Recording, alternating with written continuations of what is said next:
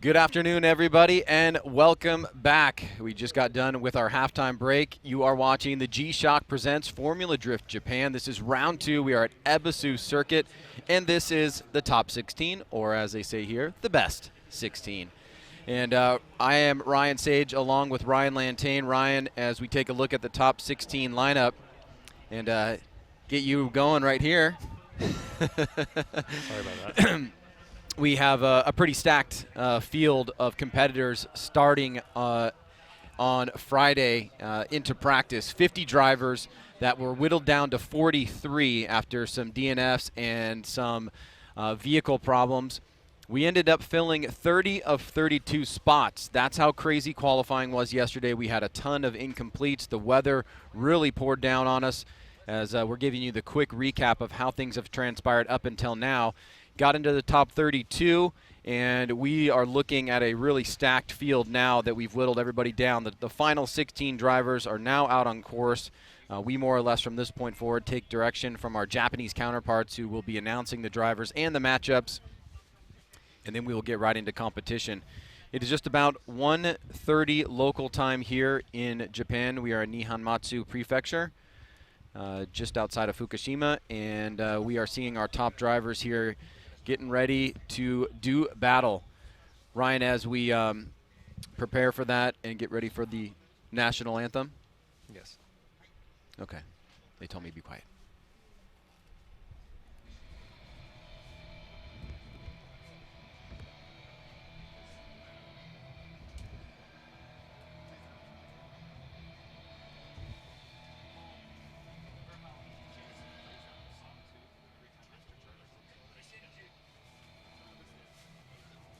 Okay. It's now I've been given the signal. I guess we are ready to go. So we are going to be listening to the Japanese commentators as they go through the matchups here. I believe we are going to be starting farthest away from us. It looks like our first battle up is going to be quite a doozy.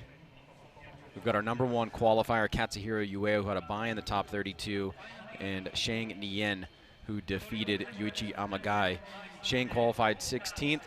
And has had quite a bit of success in recent years in Formula Drift Japan as he's really been turning on his talents. And, okay, I'm getting a lot of direction now. We're now going to be standing for the national anthem.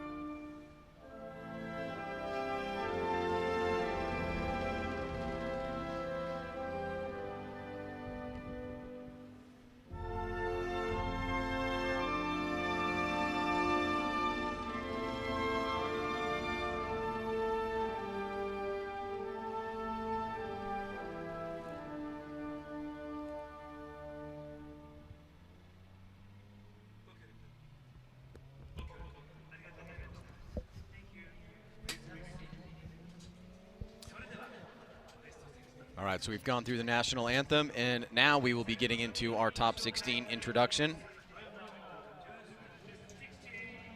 Right now, the track conditions are in basically perfect condition, but we do have the threat of rainstorms just an hour or so away potentially, and that is one of the reasons why we would like to get into competition as quickly as possible to try and avoid that. But it does seem as if it is a really strong possibility that weather may be a part of our top 16.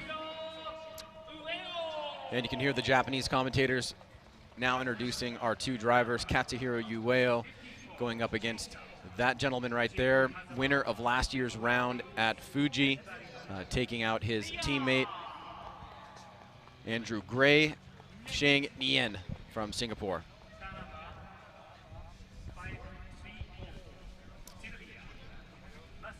And there he is, our current points leader in the Formula Drift Japan Championship, not getting his typical #1 qualification, but it was wet and rainy.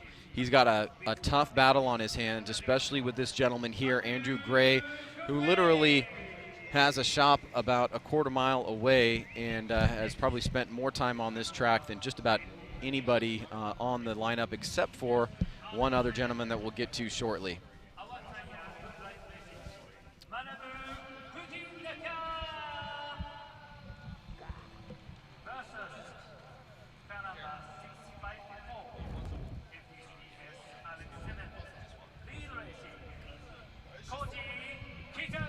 So our next two competitors there, Manabu Fujinaka taking on Koji Kitagawa, who got past Jin Horino in the top 32. Quite an upset there. And so those two guys will be our third battle in the top 16. Our second Singaporean in the top 16 field is Benjamin Chiam. That very strongly suited and very noticeable Supra going up against another very noticeable and popular vehicle, the Audi A5 of Kazuya Iizuka. That does it for the left-hand side of the bracket. We now move over to the right-hand side. So everybody you just saw will be potentially at least have an opportunity for the finals, and they will be facing they could be facing one of these next 8 gentlemen. Hayato Miyoshi, our #2 qualifier, is going to be going up against Yoshimi Mori, who had an interesting battle with Go Kamiya and was able to come out on top. He's looked pretty solid this weekend. One of the older competitors that we have here, so quite a diversity of drivers in this FD Japan field.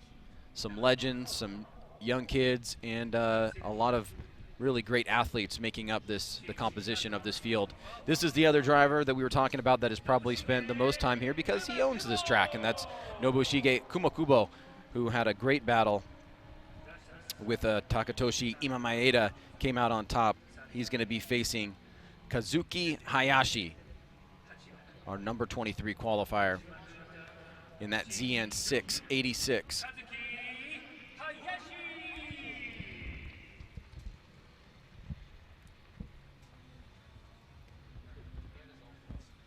Moving on down the line, our next battle up should be another fun one. He is always a threat for the championship. He qualified 3rd. He made quick movements of Yasao Takano, and that is Shinji Minowa. He's going to be taking on Tomohiro Murayama.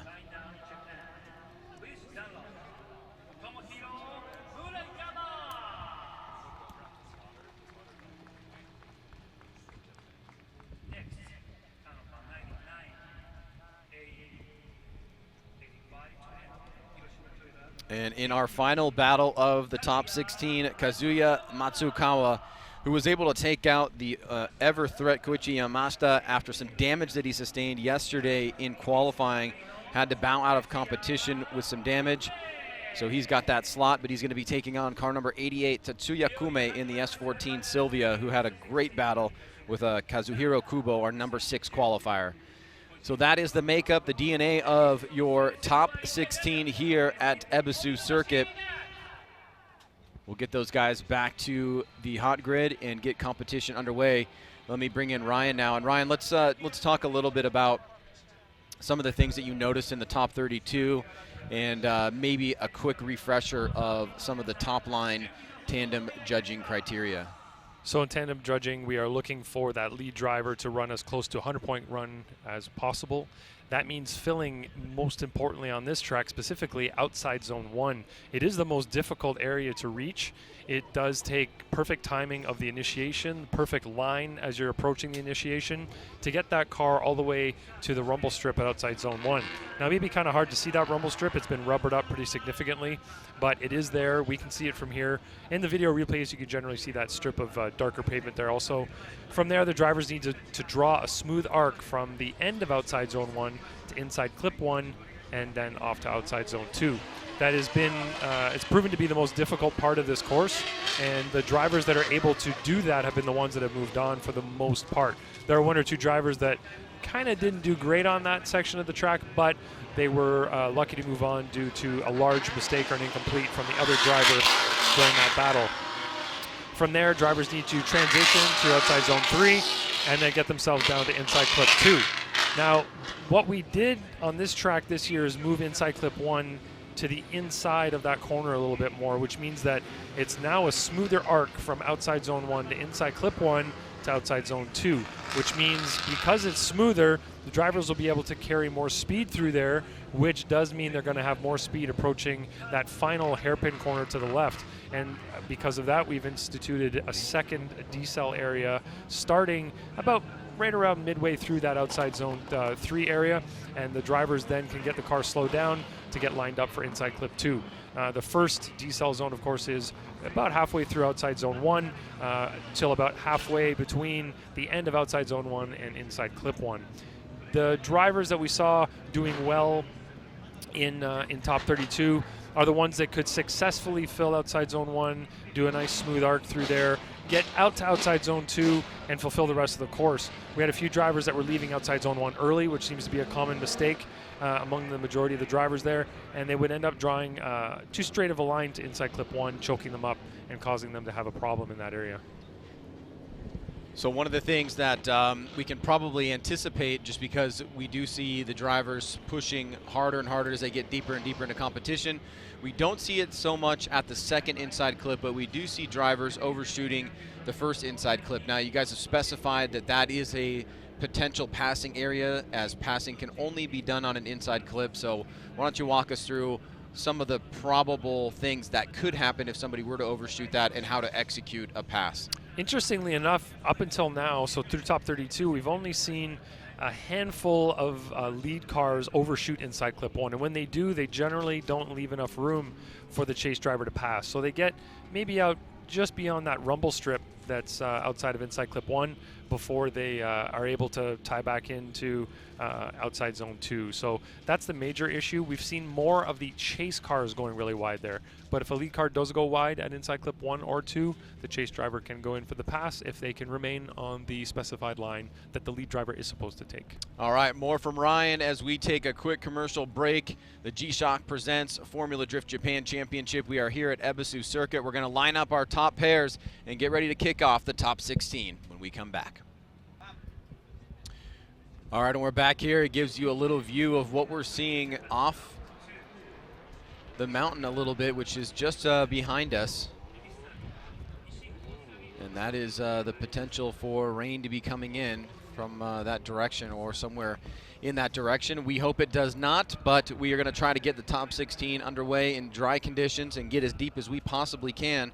We do compete in wet and rainy conditions, and we did yesterday, but it was, I don't want to say use the word nightmare, but it was crazy. It was crazy. Let's just say that. We had one of the most phenomenal crashes with Suinaga, and he actually did make it into competition this afternoon, but unfortunately had a mechanical that put him out. If you have an opportunity to go back and take a look at that crash, I highly recommend it, because it was very phenomenal, and he was not hurt. The car was sustained some damage, but he flipped the car over and flew about 20 feet in the air. So definitely check that one out. You can see what can happen here at this course up against the embankment, the dirt embankment that is just right outside zone number 1. So our first battle up here, which is definitely one for the championship contenders, Katsuhiro Ueda. He sits in 3rd right now. He qualified number 1, so he's done his job so far. With Koichi Yamashita going out in the top 32, what that means is an opportunity for Ueda to overtake Yamashita, who is sitting in 2nd place right now. Masuyama is the leader in the championship, so we could see things shaken up here depending on how these battles play out, the first few on the left-hand side, because we've got Masuyama versus Gray and Ueda versus Nien going on right now, which would certainly, in a shorter 5-round championship, play a significant role in how the championship rolls out over the course of the season. Looking at the cars that are here competing today, Nien is definitely equipped with one of the cars that could give Ueda a run for his money. A lot of other cars can't keep up to his, but I think Nien has a good opportunity here. Lights are off. Katsuhiro Ueo takes the lead against Shang Nian. Shang trying to keep close. Big initiation there by Ueo. Gets into that first outside zone. Nian was a little bit tighter there through that inside clip. Oh, and Ueo misses the second outside zone. Good adjustment by Nian. Ueo is missing a few areas on the course, second and third outside zones notably, and he allowed Nian to get up on the inside and keep that pressure on. But let's go back to the replay and bring in Ryan for the call. This is a nice start to top 16, Ryan. We got dry conditions. We've got two really fast cars here. Looking at Ueo, initiates way wide, drops a tire. Nian takes the more conventional line and stays a little bit on the inside, but mimicking him pretty well. Ueo completely misses outside zone 2. Dips a tire on the rumble strip there for outside zone 3. So he did miss, like you said, a couple of key parts of this track, but Nian was right there putting on pressure, not letting him get away. And I think he did a pretty good job of reeling in somebody like Ueo, who we know is a pretty wild driver, can get a little bit crazy out there on the track. So good for Nian for not being too affected by maybe the thought process ahead of time going into a battle like this, but he threw down. He stayed close with him, and Ueo took a bit of an unconventional approach to initiation there. A wide line approach, right? Yeah, a wide line. He hasn't been doing that, I don't think, if my memory serves me, throughout competition until now. For some reason, he decided to go wide there, hit the number 1 cone, and actually dropped a tire off the track, which is not like him to do something like that. So maybe the thought of going against Nian has got Ueo a little bit unnerved. So we'll see what happens here as Nian gets into the lead position. Nian has a couple of opportunities here. He could do a little bit better on initiation, not drop a tire. He could get out to outside zone 1.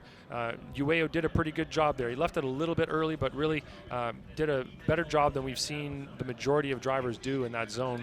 He did miss outside zone 2 by a very large margin. He probably would have received a 0 for that line, for the line score in that area if it was qualifying. So Nian has a big opportunity there for sure, where he can better Ueo's line through that outside zone 3 sector and really make it smoother through that whole arc. Second run is underway. Nian blasting down that front straight. Ueo taking that outside approach, trying to stay on the inside as Ueo door to door here with Shang Nian. Now he falls off, and Shang is actually able to get out to outside zone 2. So this potentially could be a better lead for Shang Nian compared to Katsuhiro Ueo. Ueo kept the pressure on. He took an interesting approach as he got into that initiation, but let's go through it again here in granularity with Ryan Lantane. I think you're absolutely right, Ryan. Nian did a better job on that outside zone 2. Look at his outside zone 1, right on the rumble strip. Might have left it a couple of feet early, but really did a great job. Tight on inside clip 1, as wide as you can go without dropping off the track on 2,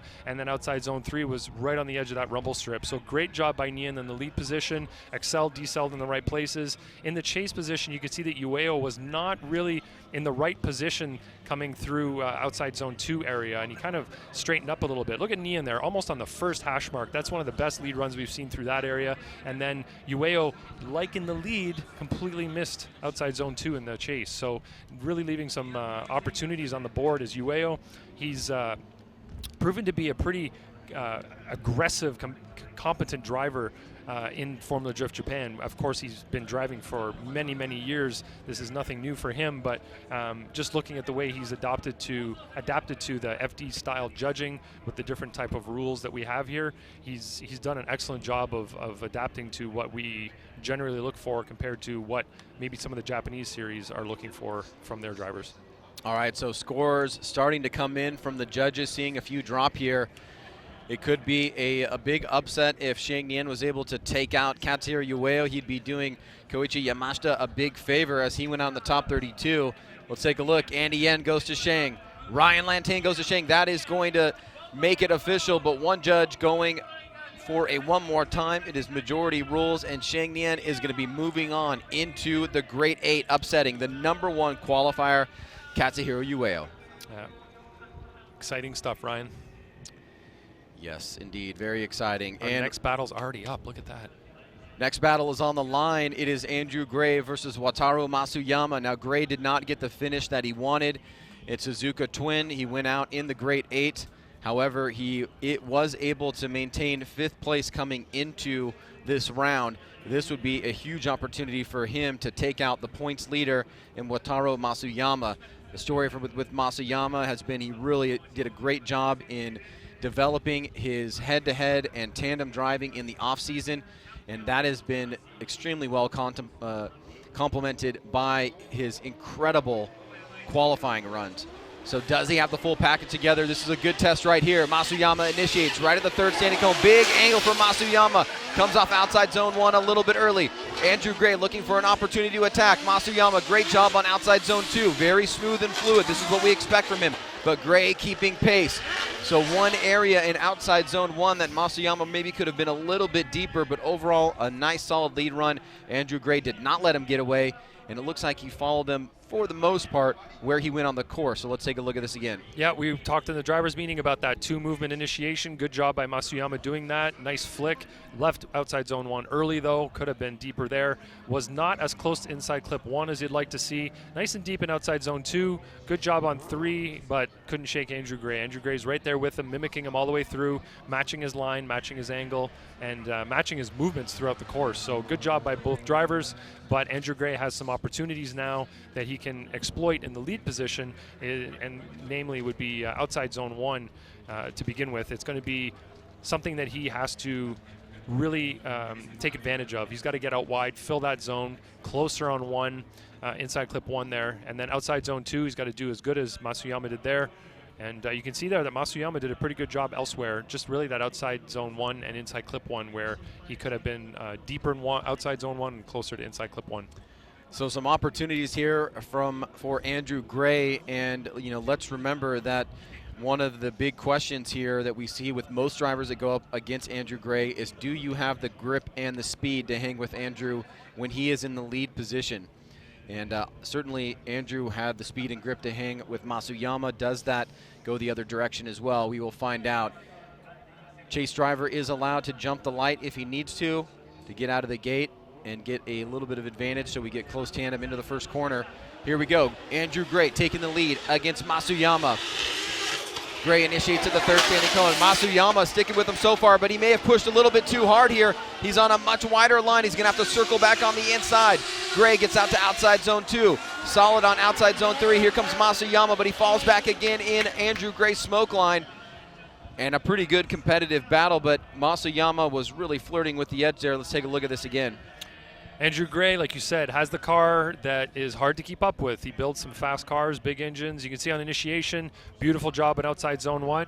Masuyama was deeper than him, went off a little bit, went a little bit wider there coming into inside clip 1. Andrew was not close, as close as you'd like to see him, but you can see that Masuyama, while able to match the forward speed of Andrew Gray, maybe can't get around the corner quite as quick as him, so he tends to wash out a little bit while trying to maintain the same type of speed. So you can see there, Masuyama washes out, reels him back in by using less angle and a much tighter line, and the same thing's going to happen here. You're going to see him kind of wash out before inside clip 1. It just seems like the car doesn't stick quite as well as Andrew Gray's does. All right, so score is starting to drop here. This will be a big opportunity for Andrew Gray to get back in that championship talk. And as we go, it's 1 for Andrew Gray, 2 for Andrew Gray, and that is going to be an upset for the current points leader. Wataru Masuyama knocked out in the top 16. Unanimous victory for Andrew Gray. The unfortunate thing for Power Vehicles team is that Andrew Gray now goes against Sheng Nian in the Grade 8, right? That's something you, as a team owner and team operator, you'd hope would happen much later on in competition, but unfortunately they're right there on the same side, and they're going to be going up against each other in the Grade 8. And you can see the third member of their team, Benjamin Chiam, is also on the same side of the battle, of the bracket, sorry, but much lower down there. So they could all potentially somehow end up going against each other at some point in the future, but at least they're both happy to know that they made it this far in competition. All right, so Koji Kitagawa, who defeated Jin Harino, who was our number 4 qualifier, is now going to be facing Manabu Fujinaka, who got a bye into the top 16 after Naoto Suinaga was not able to get to the line for his top 32 battle. These two will see battle here in the top 16. 2 more essentially teammates here with their RX-7 builds. Fujinaka taking the lead. Oh, wow, big jump there, and massive gap being established by Fujinaka. Fujinaka goes way wide, and on the inside, Kitagawa is unable to take advantage of it. And it looks like Kitagawa is going to spin out in that off-camber turn right before inside clip 3. So got a bit messy there by both drivers, but it looked like Kitagawa was at a clear disadvantage, did not get a good jump out of the gate. Let's take a look at this again. That is for sure, Ryan. He's got an incomplete there in his chase run, but the lead run was not the cleanest. He could have been much better set through the course. He left outside zone 1 too early, went super, super wide on inside clip 1. That would have been a definite 0 for the line score on that one in qualifying. But in the chase position, it looks like Fujinaka was not able to stay on the track there, unfortunately, and spun out just before inside clip 2. So looking at it from the aerial view, big gap established here right off the bat. But looking at Kitagawa in the lead, he's not going to go much further in competition, even if he wins this battle, if he keeps that up. The drivers now are going to be much more precise in the future battles, and he's going to have to be a lot cleaner on his line here. Oh, sorry, yeah, Fujinaka. I had my numbers wrong on my sheet.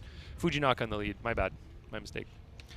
Yeah, Kitagawa's gonna have to put together a solid lead run right now because he's got an incomplete that he just performed here in the chase position. Going to the lead, though, he has some big opportunities where he can clean up what Fujinaka was doing in his lead. So. All right, battle of the RX-7s here. Fujinaka going to the chase position on good rides. A huge diversity of tire manufacturers in the Formula Drift Japan Championship.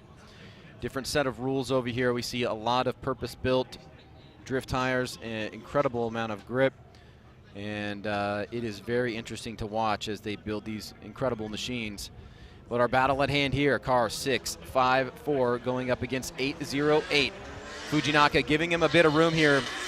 Maybe a smart move. Kitagawa, and he's going to straighten out.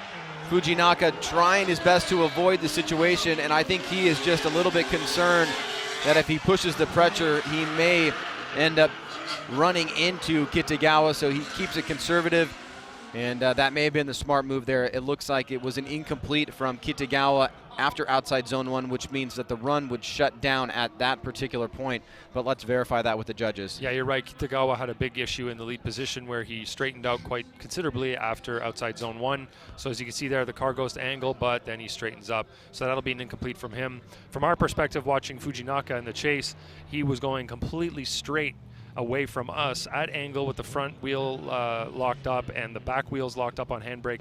Pretty impressive to see the car control from him, but he managed to avoid contact and didn't get in the way of Kitagawa as he was going through kind of regaining control of his car, let's say, in the lead position.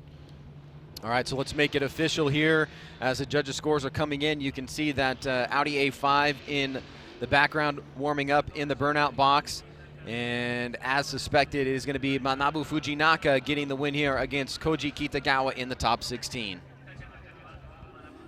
So with Kitagawa knocked out, Fujinaka in the grade 8, we move on to our next battle, which is going to be, this should be a good one actually.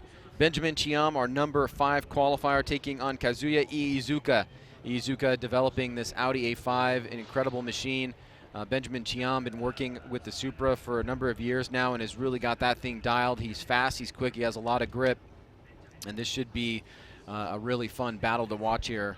Quite a bit of diversity on the track here between the European vehicle, the Japanese vehicle, and the tire manufacturers brought to the table here.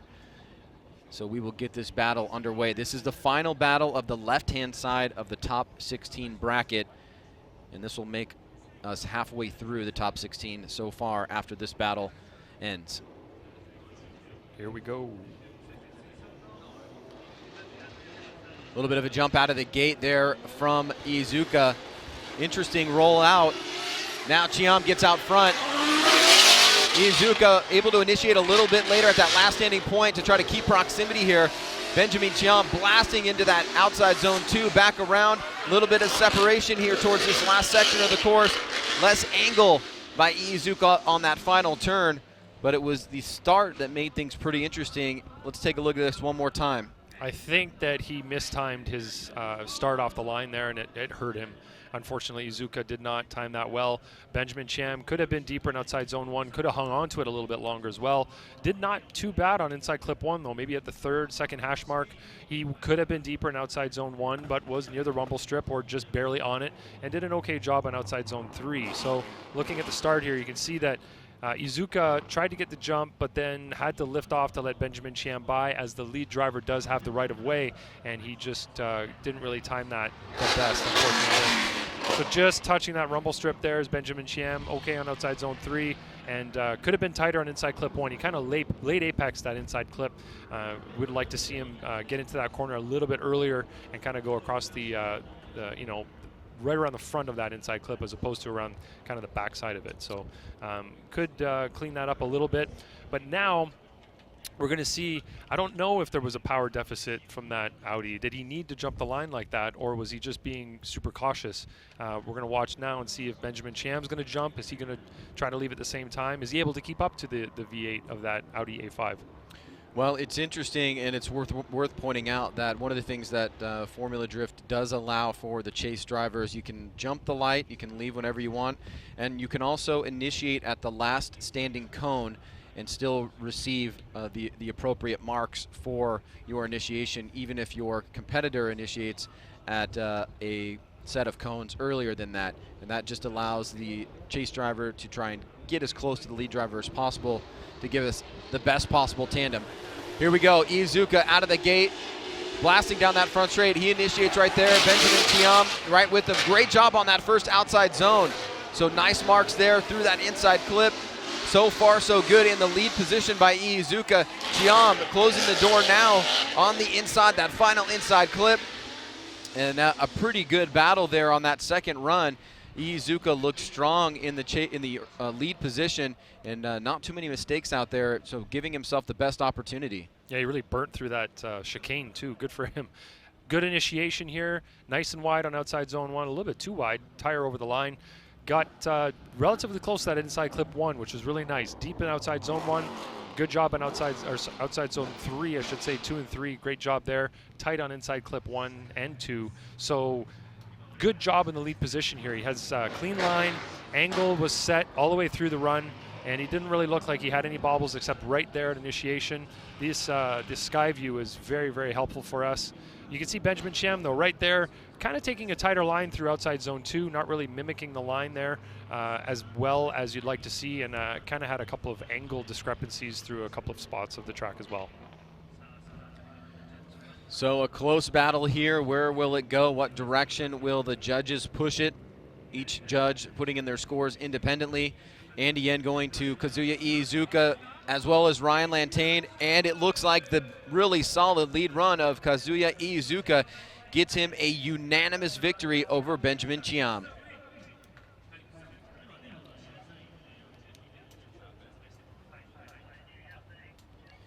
All right, so we are halfway done with the top 16. Moving over to the right-hand side of the bracket, we are getting the signal to head to our standard commercial break. So we will come back right after this to the G-Shock Presents Formula Drift Japan Championship here at Ebisu Circuit.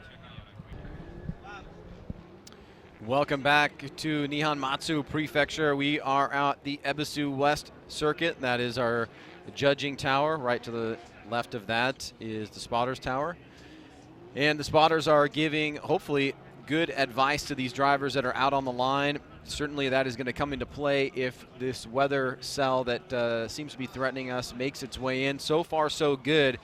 It's been wet for the majority of competition in qualifying, or was wet for the majority of competition qualifying yesterday. So far today, it was a little bit moist in the morning, but we got through top 32 in fast, smoky conditions, so that is awesome, and we hope that it continues. Ryan Sage alongside Ryan Lantain here, who's serving as commentator and judge. Andy Yen and Robbie Nishida, our other two judges, along with our Japanese broadcast team, who is, if you are interested in watching the Japanese broadcast, you can go to the Formula Drift Japan YouTube page or their website for that broadcast. Thanks for joining us wherever you are. Our next battle up is Hayato Miyoshi versus Yoshimi Mori. Miyoshi known for big initiations, but this time he goes a little bit deep and looks like Mori's going to make contact with them.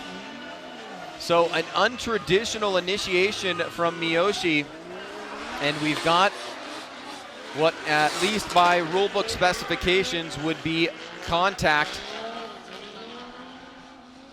Not fully going into the collision where both cars stop, but we do have contact on course, and it looks like the judges will have to come in here and assess fault. Ryan? Yeah, let's look at what occurred. You can see Miyoshi gets the car to angle, goes a tire off way before the outside zone.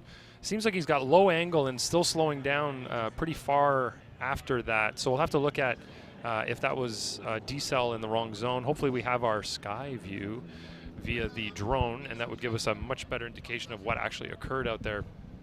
And here it is. This will be very helpful for us to watch. So you see Miyoshi in the lead, Mori in the chase. Miyoshi goes wide very, very early. Mori comes in. Yeah, it looks like some choppy driving in the lead position. The chase driver looks like he came in pretty aggressively and perhaps just overshot that. So we were able to see some smoke line permutations in the last time we had contacted inside clip 1, which was really helpful, and that was also backed up by the overhead shot where you could see the decel from the lead driver. In this particular case, you could see Mori coming in. He is allowed to initiate later than the lead driver in order to gain proximity. However, the lead driver has only one decel area that is right after or right before inside clip number 1, right after outside zone 2. So we will have to see how the judges take a look at this. Each judge will give their vote independently. And Ryan, why don't you point out again, just very briefly for the fans that are tuning in for just the top 16, where the two decel areas are. Decel area 1 is about halfway through outside zone 1 to about halfway between the end of outside zone 1 and the beginning of inner clip 1. So that was within that slowdown area. Okay. Yeah. All right, so here we go. Mori now coming through as the lead driver.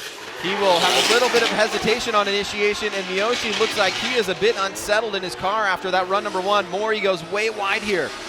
Just gets that tire into outside zone number 2.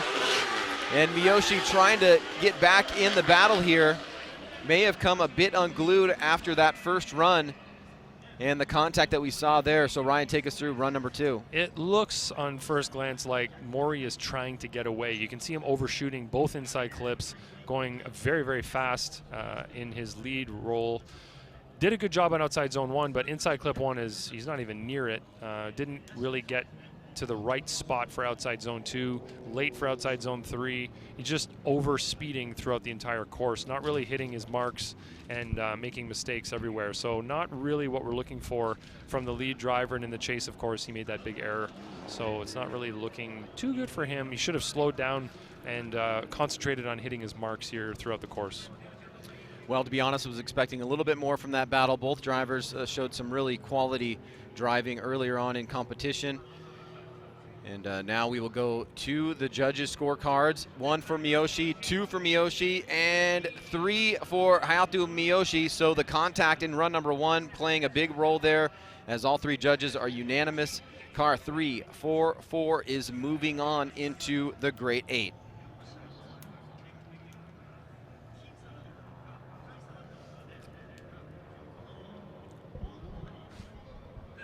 Okay then. Miyoshi gets the win. Next up, Mr. Kumakubo. A lot of seat time here at this track. It is his track. Kind of owns the joint, so he knows his way around this place. He doesn't know the car super well, though. This is his first time competing in this S15 that belongs to Kazama Auto. Him and Tsunaga both using one of Kazama Auto's cars, and he's doing pretty well with it, though. Qualifying, did all right. Kumakubo in the lead, Hayashi in the chase position. Kumakubo had some nice initiations in the top 32. A little bit wide on outside zone 1. Hayashi very close there as they wrap through that inside clip. Good angle and touching into that second outside zone is Kumakubo. Little bit e-brake pull as he exits that final outside zone, and Hayashi trying to tow up the rear end here, but falls back a little bit on that off-camber left-hand turn through the final inside clip. You can see Kubo making a concerted effort to hit those inside clips. He's trying to slow down, get the car positioned properly. Initiation here could have been a little snappier. Did go a tire, maybe 2 tires off at outside zone 1. Nice and tight on inside clip 1 like he should be. Deep in outside zone 2. Good job on outside zone 3. A little handbrake pull, tightening the car into that line that he wants to follow into inside clip 2, which is something that's being overlooked by multiple drivers. So good job by Kubo in the lead of doing that. Now looking from the sky, let's see how Hayashi did in the chase position here. Mimicking his line pretty well through outside zone 1. Just falling off slightly at inside clip 1. Through outside zone 2, following the same line, although falling off proximity-wise, and then at inside clip 2, not really able to follow the same line that Kubo was setting in the lead position. It is difficult there to get the car slowed and get it into that inside clip, and we've seen a couple of instances where the chase driver was close following there, but as soon as that lead driver was able to tuck in for the inside clip, they just fell off a little bit due to maybe a lack of grip or just poor timing of the transition. All right, so as the drivers pass through the finish line, they drive back around the course behind the judging stand here and then all the way back up the hill to the start line. They will mix things up as now Hayashi goes to the lead position and Kubo will chase him down. I hope if he feels that he has done well this event, maybe he'll make some pizza for us afterwards. I would love that. I've been bugging him all weekend. He keeps saying no. Oh yeah, no, he saw me at the vending machine. He's like, "Oh, no pizza this weekend. I'm driving." He knows what we're after. He gets his cheese from one of Federico Scherifo's friends in Italy. Oh wow! For his pizza, yeah, he's very, very specific. Very connected. All right, here we go. Hayashi now in the lead position. Kubo keeping it tight on initiation, and Hayashi way on the inside. He misses completely outside zone 1. He goes wide here. This gives an opportunity for Kubo to keep that pressure on, and he does. Better job on outside zone 3, but Kubo looks very settled in that S15, and I think that is going to be a very assertive posture for him to move on into the Great 8. Let's take a look at it one more time and what happened on the initiation to outside zone 1 here with Hayashi. That was a masterclass in the art of the chase. The lead driver's not doing what they're supposed to. They're making mistakes, and Kubo just maintained composure. He kept his angle. He stayed out of Hayashi's way, and then when it was time to strike, he struck. He's whatever that word is. Got right in there at inside clip 1. Got the car position perfectly where it should be and got on throttle and stuck it to his door all the way down the hill. And from our perspective back here, it looked amazing. All right, so easy decision there for the judges. Car number 4, Nobushige Kubo, is your winner here. He moves on into the Great 8. He is going to be facing Miyoshi, who just won the previous battle. 2 more battles to go in the top 16, and we will flow right into the Great 8. And let's hope that it goes fast because we really want to avoid this weather. We're seeing some great drifting so far in the top 16, and I want to keep it dry as we see Tomohiro Murayama warming up his tires in the burnout box. Shinji Minowa, who is looking to climb back into contention, got really in a great position last year. In last year's championship, had some incredible battles, especially the battles that have created a rivalry with Koichi Yamashita.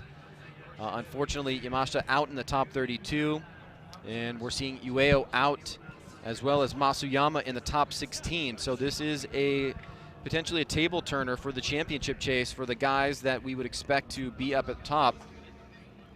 As we see Murayama going to the line now. Minowa, the higher qualifier, coming in the 3rd position. Murayama was the 14th place qualifier, and now they will do battle here on the Ebisu West circuit. I've said it before and I'll say it again. Shinji Minowa, a lot of seat time here, great opportunity to do well. He knows this track like the back of his hand. You know, the drivers that have a lot of seat time here are able to place their cars and they know how to get around this track. So we'll see how this tandem battle plays out now. Good jump there by Murayama. Minowa blasting down that front straight. Middle initiation. Good anticipation there by Murayama, but he actually overshoots it. Now a gap being established as Minowa hits that inside clip. Nicely done. Great job in outside zone 2. Murayama looks like he has the grip, but unfortunately was not able to get in the pocket as well as he wanted to. And taking a look at this again, Ryan, it looks like Murayama overshot his positioning in outside zone 1. And Minowa looked pretty solid out there. Yeah, Minowa knows where to put his car, how to get it to the right parts of this track. Look at his line, just a tire slightly over outside zone 1. Murayama goes way off there. Shinji nice and close on inside clip 1, deep on outside zone 2. Great positioning through 3, and nice and tight on inside clip 2 as well. Like I said, he knows how to get his car to the right spot of this track that he needs to have his car positioned. Murayama, on the other hand, was trying to stay with Shinji, but making some critical errors in the chase position, such as outside zone 1. He went wide. You can see his initiation was wide already, and then he kept floating out wide, hit both of those markers, hits inside clip 1. Shinji's just on that nice line. You can see he's composed. His transitions are smooth, snappy. It's looking like he really feels at home on this track. And we should point out for fans that are just joining us in the broadcast now, if you look at the painted rumble strips, which are actually, they don't have any rumbles on them like at Road Atlanta, those right there, those are actually the width of the zones for outside zones 1, 2, and 3.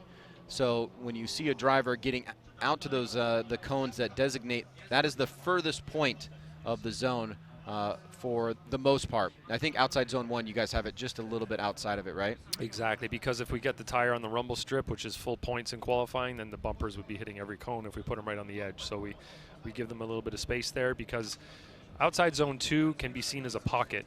Right. You can get your tire right in that rumble strip on that outside zone and not touch either one of those cones.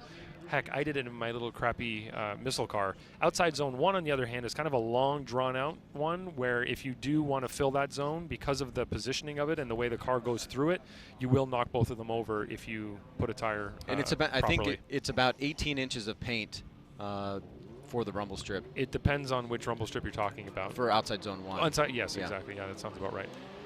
All right, here we go, mixing things up. Murayama in the lead. Shinji trying to stay with him on initiation, a snappy one. He gets right into that first outside zone with that left rear tire, but big angle loss here through inside clip number 1. Minowa trying to make an adjustment here as a little bit of that light angle really having an impact on the lead run of Murayama. It almost looked like he was going to shut it down there. Let's take a look at this again. It was a good start, but some trouble from Murayama at inside clip number 1. At inside clip number 1, I think Murayama's front wheels went to 0 angle. Let's see his initiation. He did okay on outside zone 1, but it's just the area right here where we're having concern. The car did straighten up, the front wheels straightened up, and he made a big error there, but Shinji gave him the space to potentially have an issue, but since Murayama didn't, Shinji got back on the drive and actually did a better job through inside clip 2, and was able to close the door on Murayama through the finish line. All right, so intuitively, it looks like it's going to Shinji, and it does. Car number 90 moving on. Shinji Minowa, your winner here against Tomohiro Murayama. You'll be moving on into the Great 8. Our final battle of the top 16 is Kazuhiro Kubo taking on Kazuya Matsukawa. Matsukawa took out a damaged vehicle of Koichi Yamashita, who had to call that competition timeout. Sorry, Tetsuya Kume, looking at the wrong name there, is going to be taking on Kazuya Matsukawa as they line up here to do battle in the top 16. So those are two drivers that provided upsets in their respective battles earlier on. So Kume was qualified 27th. He beat Kubo, who was qualified 6th.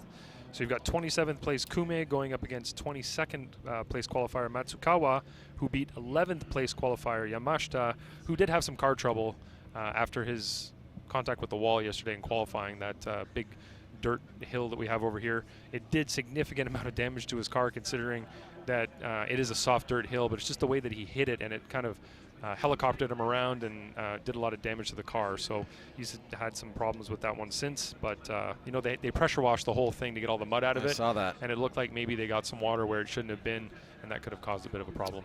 All right, so the purple S14 on Velinos of Kume was very impressive in his chase run. That was one of the reasons why I think he was able to defeat Kubo. Let's see if he can do that here against Matsukawa.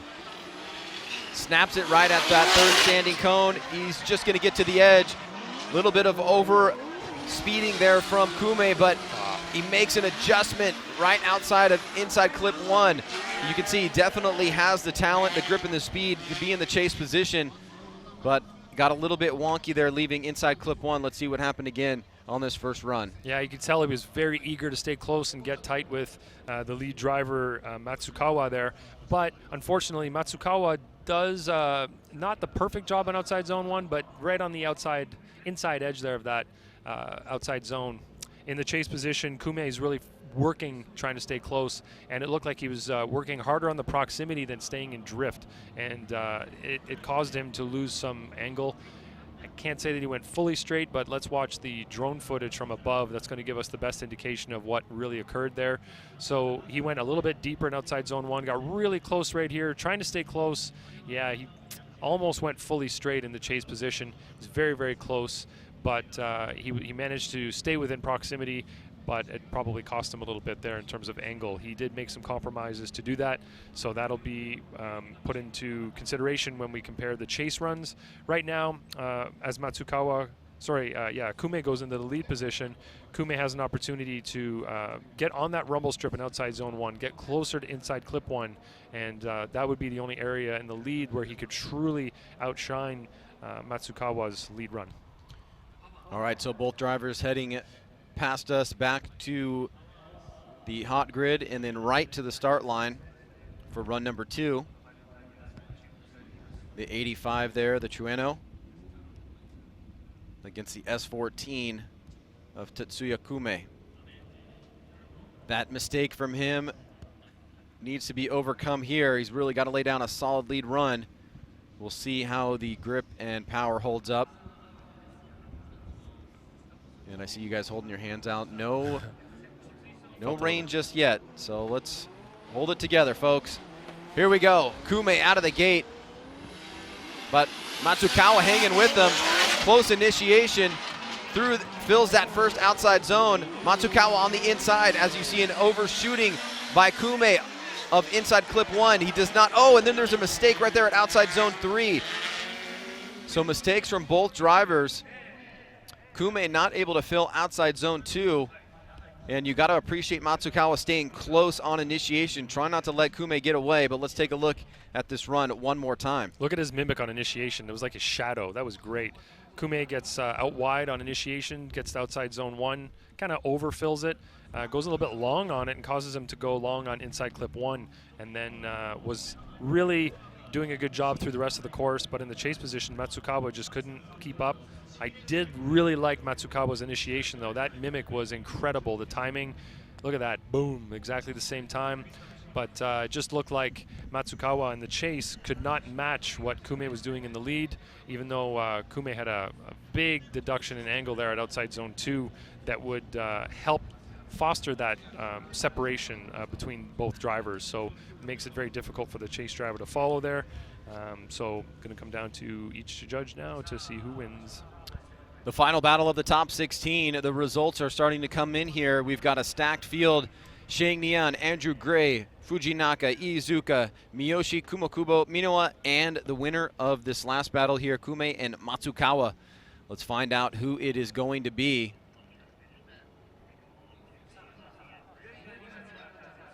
And Andy Yen goes to Kume one more time for Ryan Lantane, and one more time for Robbie Nishida as well. Majority decision there, forces the one more time. So we will see what the race control wants to do here. Typically, my preference is to move into the grade 8 because we won't get too stacked up, but you never know. We are as much along for the ride here as you folks are at home, wherever you're watching. If you're just joining us, we are in the prefecture of Fukushima. The city is Nihonmatsu, and this is Ebisu. Beautiful Ebisu, the mecca of drifting pretty much worldwide. And we are at the West Course. We've been spending time around this neck of the woods. Beautiful area around here. We are going to do a CM. Okay, we're getting the signal for CM. That means commercial break. We'll be right back here with the G-Shock Presents Formula Drift Japan after a few moments. All right, and we are back here at the G-Shock Presents Formula Drift Japan Championship Ebisu circuit. And we have been told that we are going to get this one more time right underway. So we are going to see this once again from Tetsuya Kume and Kazuya Matsukawa. Ryan had quite a few mistakes, but some awesome moments there. The initiation on the last run was pretty cool in tandem. What's it going to take here to get a win? Getting on that outside zone 1 and leaving it when it ends. Getting to inside clip 1. So making that nice smooth arc from outside zone 1 to inside clip 1 to outside zone 2. Vital part of the track. Matsukawa in the lead. Gets that initiation of the third standing cone. Much better in that outside zone. Actually shoots a little bit wide. This could be an opportunity here on the inside for Kume. He's able to close the gap there. Matsukawa carrying a lot of momentum. Kume, again, getting a little bit out of whack in the chase position. Just not able to do the best mimicking there. Let's take a look at this run one more time, Ryan, and break it down for us. That AE85 certainly is quick. You can see him coming down the straightaway here to initiation, not holding back at all. Flicks the car into outside zone 1. Great job on outside zone 1, but hangs on it too long. You can see he's way off of inside clip 1. Does an okay job of just touching the edge of that rumble strip for outside zone 2. Same thing at outside zone 3. And he could be more precise. He could be going deeper into those zones. He could get to inside clip 1. But he's going very, very fast in initiation here, and he needs to slow the car down better as after he fills that zone. You can see way, way, way wide on that rumble strip. Not where the car should be at all. In the chase position, you can see Kume doing a good job of adjusting, but just kind of botched that transition right there, going down to outside zone 3. Kind of got himself positioned in the wrong spot just before the transition, so could have done a better job there. But in terms of what the lead driver's doing, not really fulfilling all of their goals in the lead position. You don't want to say that the chase driver is allowed to make mistakes, but when the lead's not doing what they're supposed to, the chase has to try to adapt and kind of put their car in a new place where they're not expecting to. Sometimes it's a little bit trickier, but some drivers are better at it than others. All right, so the driver's starting to regrid back up to the start line, and the good news for us is even though we see the umbrellas and rain gear out, the drone is still up in the air, and that's the first sign that there is rain coming if the drone removes himself or itself from the air. So good news so far, trying to get as deep into this competition as we possibly can before any possible weather comes into play, because it will get nasty on this track. Tetsuya Kume now goes to the lead position here as Matsukawa will chase him down. This is the one more time battle, the final battle of the top 16. Kume in the lead. Initiates right at that second standing cone. And this time Matsukawa goes a bit too long and deep into that first outside zone. Doesn't anticipate the initiation of Kume. Kume much smoother around second and third outside zone. Matsukawa with a lot of speed there, but does not anticipate the initiation as well as he probably could, and goes way offline there on that first outside zone. The mimic on the initiation, great again from Matsukawa. Look at this, boom, beautiful. But positioning, not so great. He went 2, maybe 3 tires off at outside zone 1, hitting every outside zone and inside clip marker possible out there on the track, and really not able to keep up to Kume throughout the rest of the course, unfortunately. But great job on the timing of the initiation. He's very, very good at mimicking the initiation. It's just, unfortunately, the positioning on the track was not ideal. And look at Kume, got inside clip 1, really cleaned that up, deep in outside zone 2. Good job in outside zone 3, and Matsukawa, unfortunately, in the chase position, unable to really keep up to Kume. All right, so from the sounds of that talk, it seems like Ryan is going, and all 3 judges are going in the direction of Tetsuya Kume. Car number 88 defeats Kazuya Matsukawa in the AE85 Trueno. He is out of competition, so both 85s are out, and that leaves us with a full Great 8. And it looks like we will get right on to our next battle. You can see them in the burnout box. This should be a doozy. This was the final battle last year at Fuji, at the Fuji Speedway, where we have one of our bigger events in the Formula Drift Japan Championship. It's always a real pleasure to be there. Shang Nian defeating Andrew Gray in that final, with his dad there. It was a real emotional moment. These guys have driven together probably just about as much as anybody that you can think of. They spend a lot of time up here, and they travel around doing the Formula Drift Japan Championship. A real teacher and son kind of relationship. This is a Mr. Miyagi and Daniel's son relationship here. Yeah, you got it.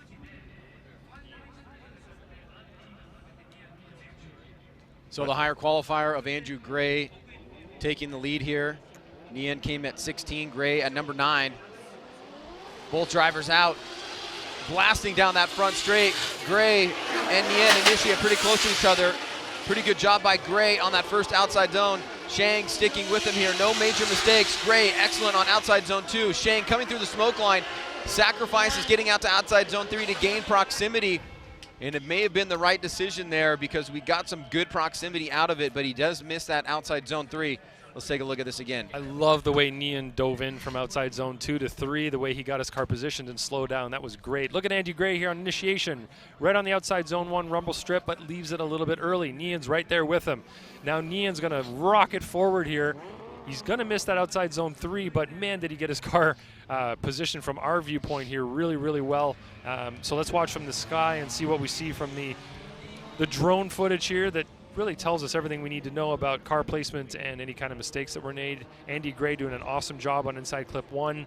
Nguyen right there, and then Nguyen kind of rockets forward here on a tighter line somewhat, but just the way he got himself positioned in there and braked, got the car slowed down just right. Really great to watch from over here. Well, Andrew Gray is known to be one of the best chase drivers in the business here in Formula Drift Japan.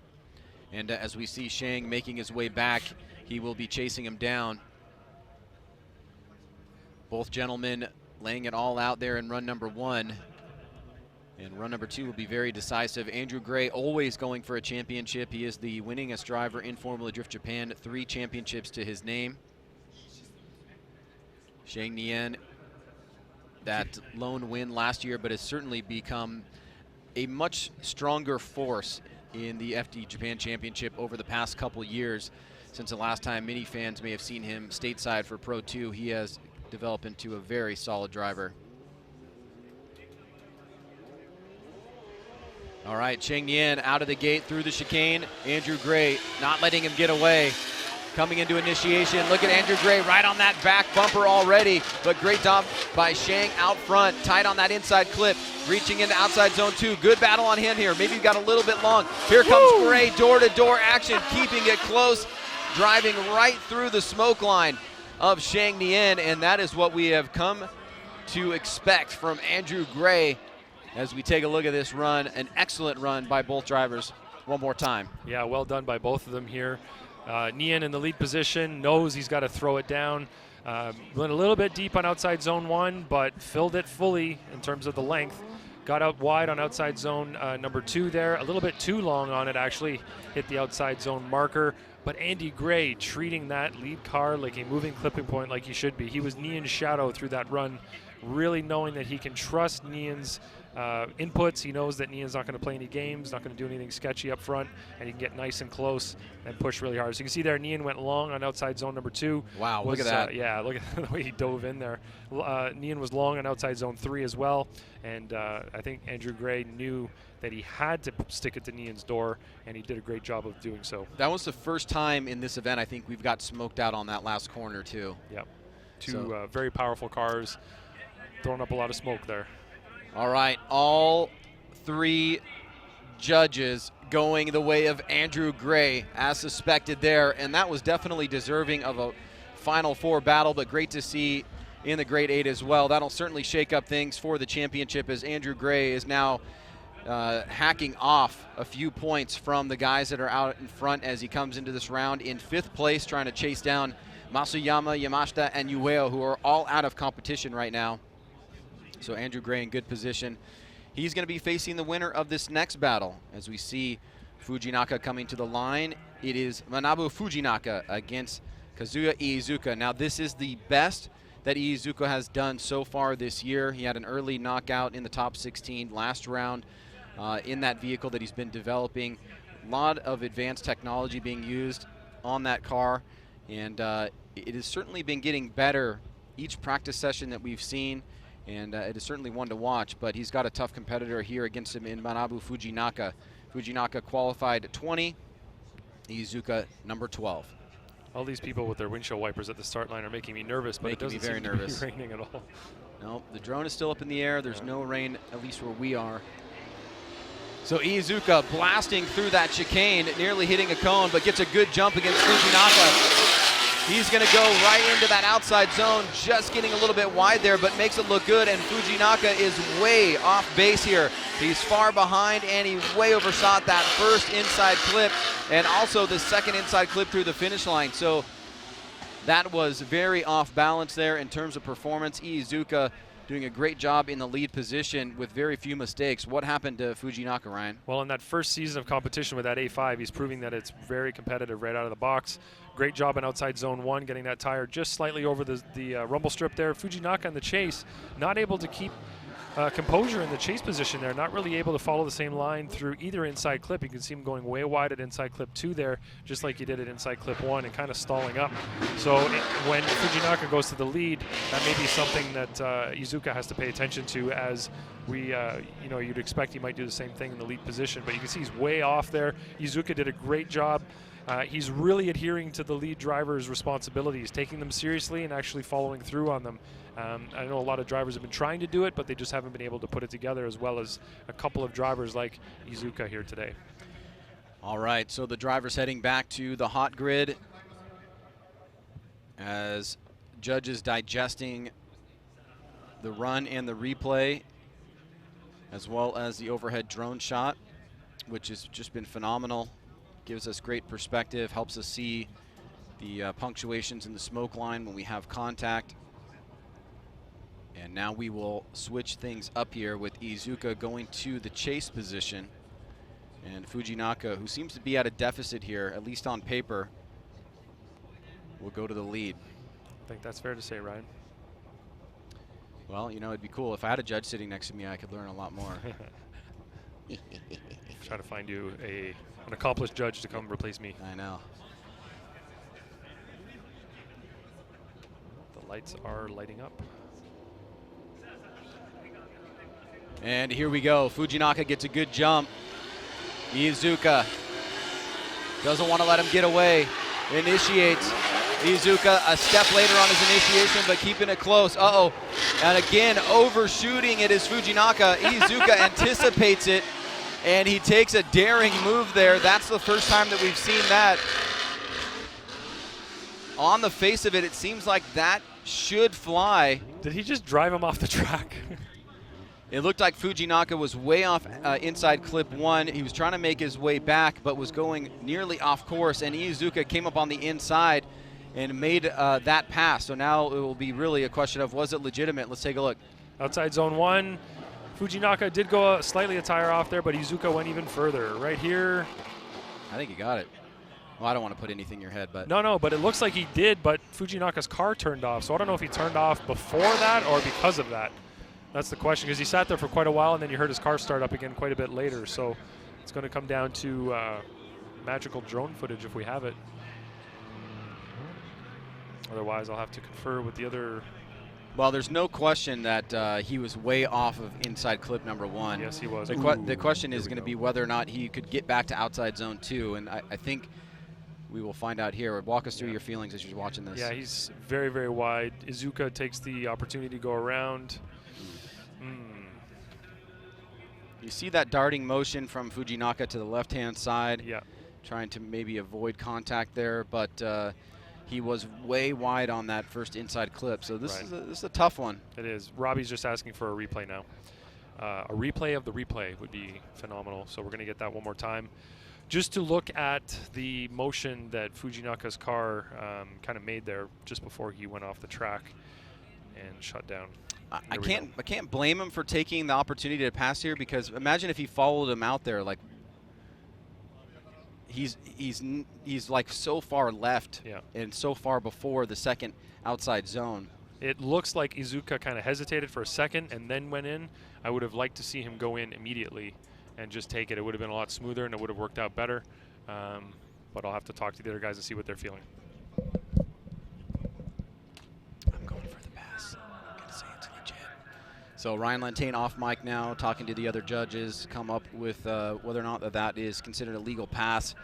As we take a look at it again from the overhead, you can see really shooting wide here is Fujinaka. And then right there, I would say that would have been where I feel like he would have become the lead driver. But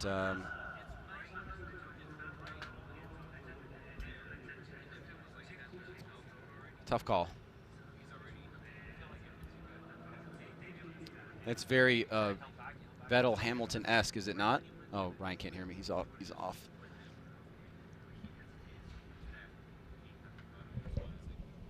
So as the judges ponder things over, looks like Ryan is getting his microphone and headphones back on.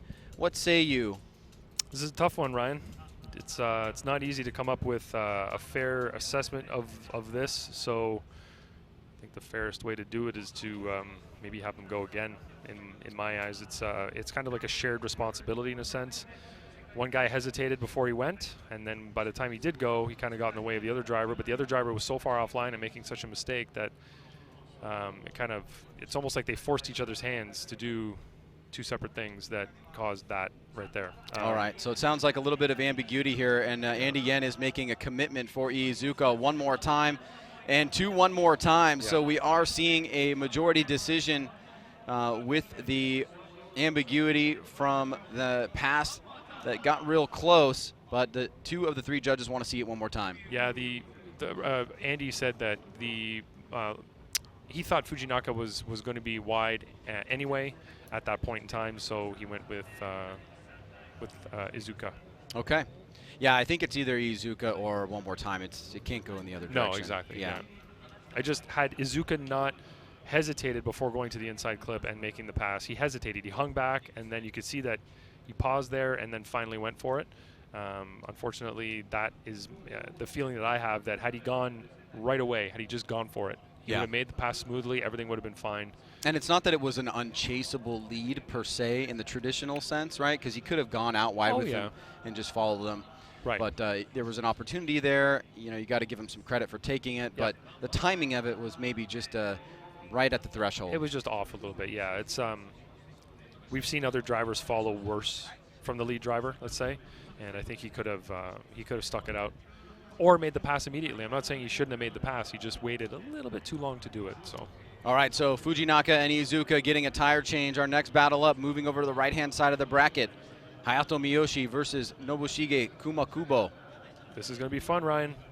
Let's see if Miyoshi can get back the jam that he had on his initiations. He really has some solid, really quick snaps, but we missed it in his top 16 battle. Kumakubo, on the other hand, has had some good battles so far. And yes, this is definitely setting up to be a good one here. All right, looks like we're ready to send these guys.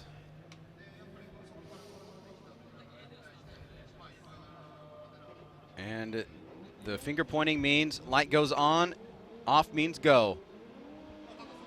Miyoshi leaving the line, big burnout there from Kumakubo out of the gate.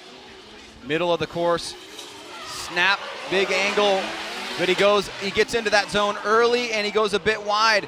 And now we see some breaking through that first inside clip. Kumakubo having to make an adjustment, keeping the pressure on. Oh, it looks like they may have made contact there. Oh. And now we are seeing a lot of happenings here on that final inside clip where drivers are, Kumakubo lost a little bit of angle there. There may have been some contact right before outside zone 2, but Ryan, let's take a look at it again. Kumakubo went way inside on initiation. He wasn't really going out wide with Miyoshi. But it looks like right here is where Kumakubo dives in, tries to get really close, and then he gets choked up a little bit, and he can't quite finish the course with the angle that he should in that area. So he did make a mistake there. Let's watch the overhead view to get a better idea of what's going on. So you can see Miyoshi nice and wide. Kumakubo taking that tighter line, and then he goes way tight here. Miyoshi's nice on inside clip 1.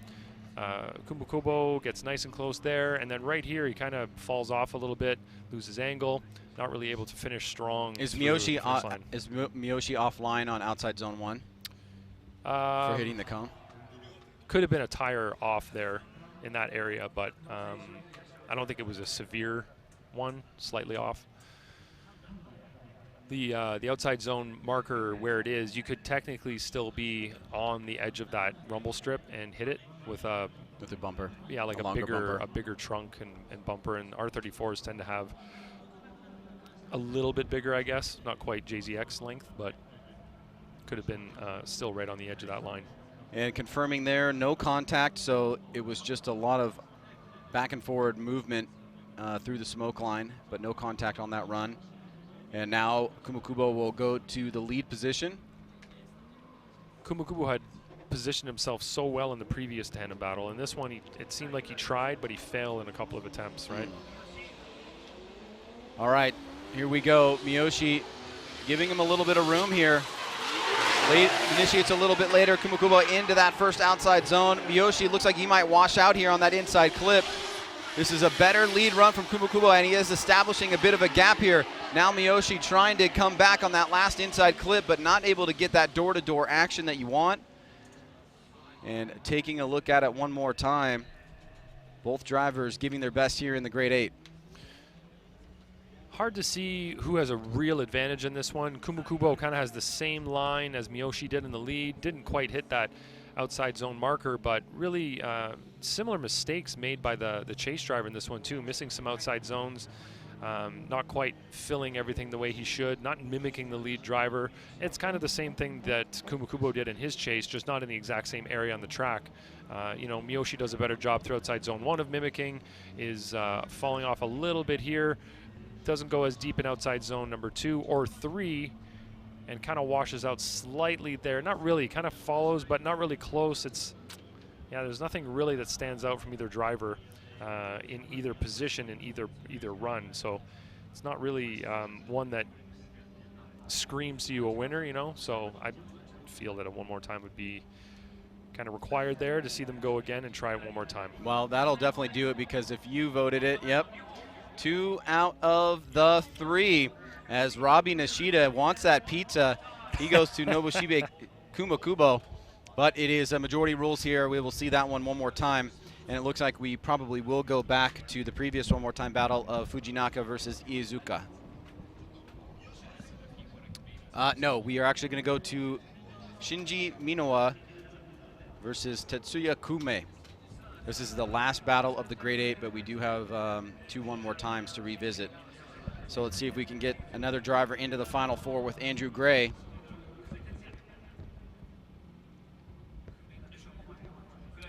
Both drivers at the line.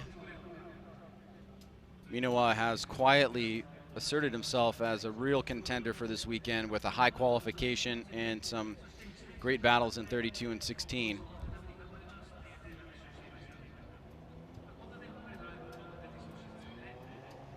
And here we go. Good jump there by Kume, anticipating the grip of Shinji Minowa, and does it well. Minowa initiates, beautifully executed on outside zone 1. Kume coming forward, very close there.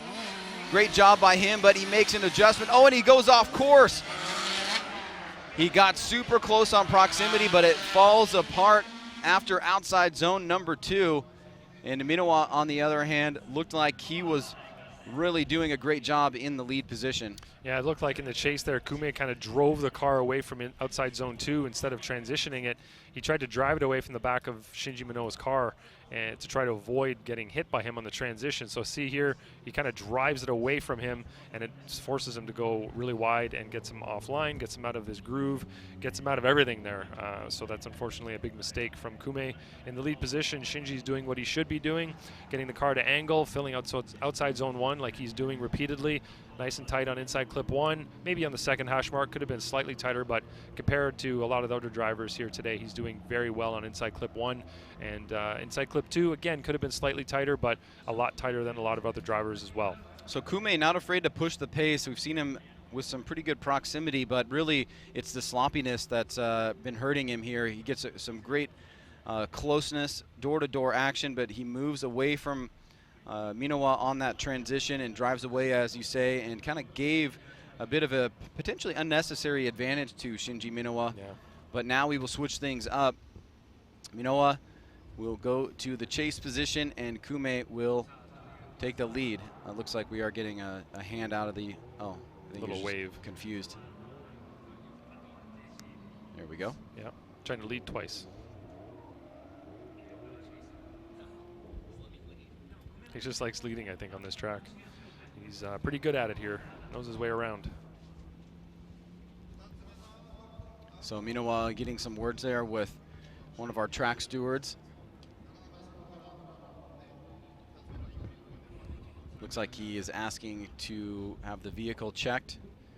Potentially, maybe he thought Kume made contact with him.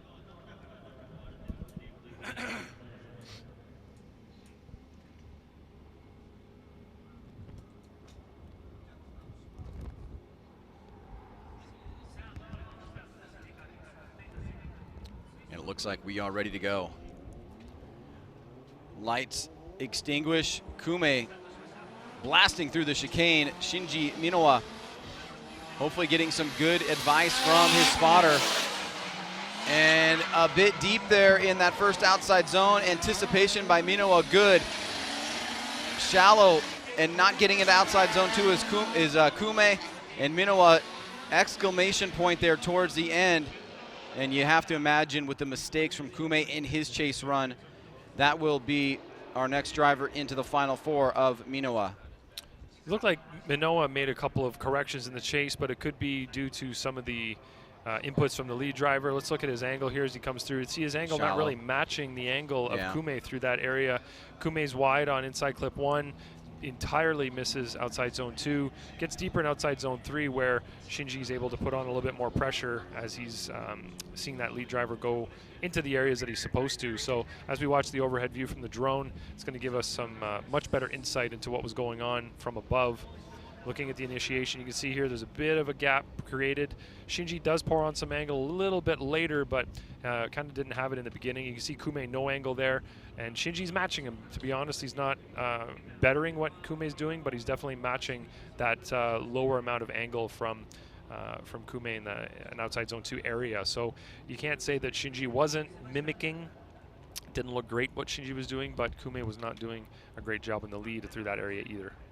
And you know, the big mistake by Kume in his chase position, you could say that he potentially lost the chases as well. Yeah, definitely big mistake there from Kume that really, not an incomplete, but is really hard to overcome. All 3 judges slide it left for the winner, Shinji Minowa. He'll be moving on into the final 4. And we are being told that we are going to be moving back to the one more time battle of Fujinaka and Iizuka. So we will see the RX-7 and the Audi A5 back on the line here shortly. So congratulations to Shinji Minowa. He is in the final 4. And that is good news for him overall because he qualified 3rd. And so far of all the drivers, he is the highest qualified driver left.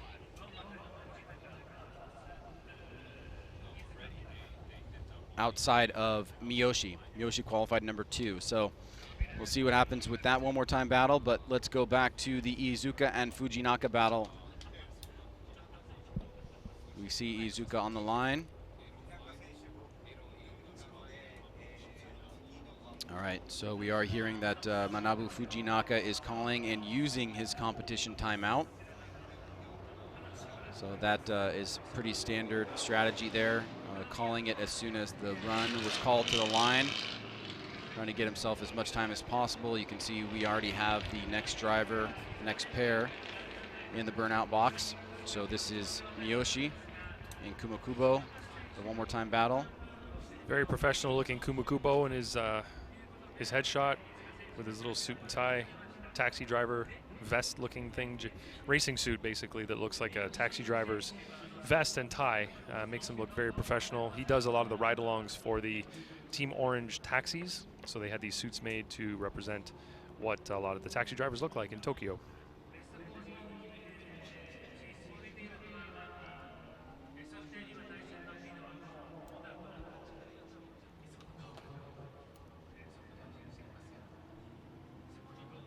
All right, so here comes Kumakubo meeting up for this matchup here with Hayato Miyoshi.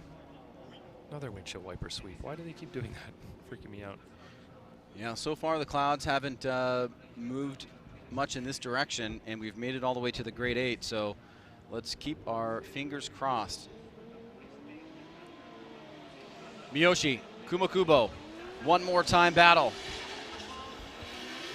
Miyoshi, wicked initiation, little bit deep there, and a good anticipation by Kumakubo. Very close battle, rubbing right there through. Outside zone 2, good transition to back around outside zone 3. Kumakubo keeping the pressure on, and yes, that was awesome.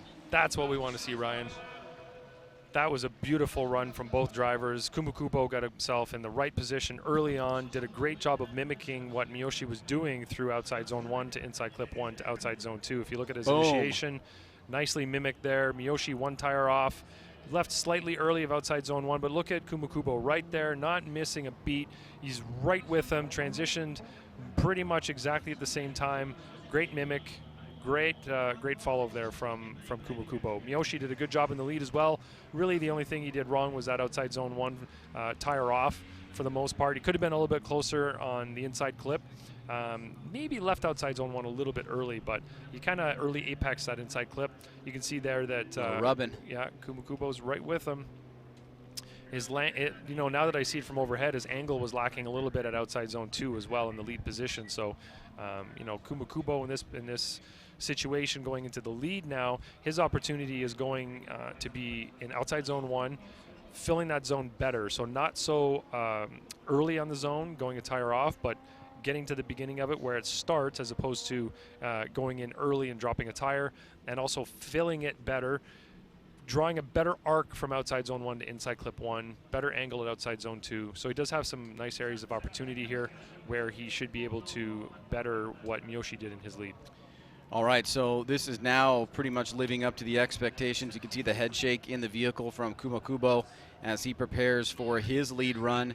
Miyoshi with that really big snap initiation did a great job there, but he did get into that first outside zone a bit too deep and possibly a bit too early as well, and leaving it a bit early. So some opportunities here for both drivers. Kumakubo in the lead. He initiates aggressively as well. Nicely executed on outside zone 1, very similar. Coming through this, you can see the proximity is not the same. Miyoshi still a bit behind, and Kumakubo is running that deep line, doing a great job. He's not trying to run away, and it looks like it may be going in the direction of the track owner. Let's take a look at this one more time, going through the details. It's almost like Kumakubo was listening to me earlier. He did a great job on outside zone 1. He did exactly what he needed to. Look at that, right on the rumble strip, beautiful job. Gets nice and tight on inside clip 1. Miyoshi's there with him up until a point, right? You see that Kumakubo goes nice into outside zone 3 and 2, and then clean on inside clip 2 as well. Miyoshi kind of fell back a little bit, wasn't really able to mimic exactly what Kumakubo was doing. So Kumakubo is setting a high standard here for Miyoshi to follow, and it's proving to be a little bit too much for Miyoshi. Well, if Kumakubo gets a win here, it will mean not only is he moving on into the Final Four, it also means that Shinji Minowa, the number 3 qualifier, is guaranteed a podium. And that looks like it is going to happen. All 3 judges unanimously going in the favor of Nobushige Kumakubo.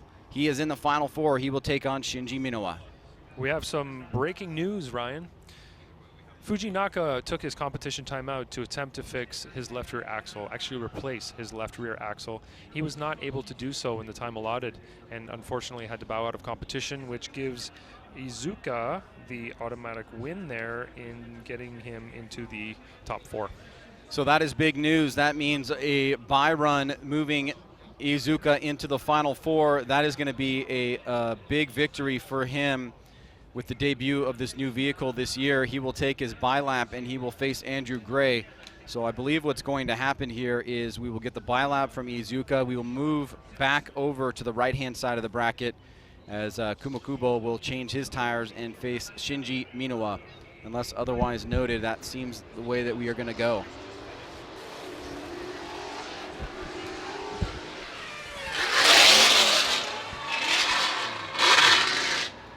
Nope, not happening. Good thing this is a practice lap kind of for him. We were curious how that would work as an outside zone, and he almost showed it to us right there. Yeah, he did. Ryan, so because this was, everybody has just kind of finished their runs, they're going to do a little commercial right now, and we're going to go to the next set of top 4 battles after the commercial, just because everybody needs tires. All right, tire changing is occurring, and we are going to a commercial break. We'll be back here for the final 4. We are still in dry conditions. Cross your fingers. This is the G-Shock Presents Formula Drift Japan Championship. We'll be right back. Welcome back, everybody. We are in the Fukushima Prefecture here in the city of Nihonmatsu, and this is the G-Shock Presents Formula Drift Japan Championship here at Ebisu Circuit. We have made our way through competition. We are in the final 4. We've got a guaranteed podium from Shinji Minawa, who qualified 3rd. And we've got Andrew Gray versus Iizuka on the left-hand side of the bracket.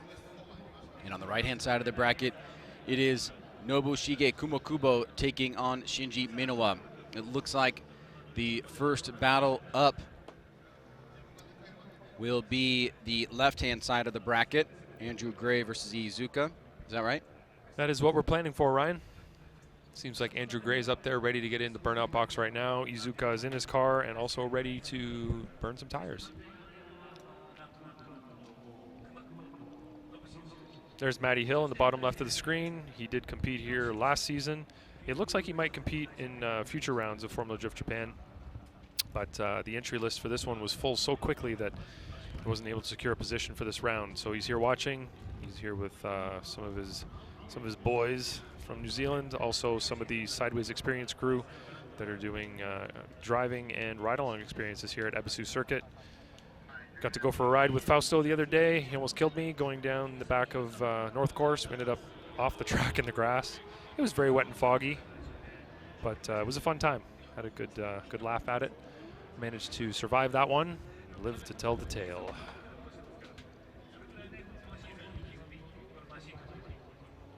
All right, so Andrew Gray in the burnout box getting ready here to go. We just saw Kazuya Iizuka do his bye run after Fujinaka DNF'd on his Grade 8 battle.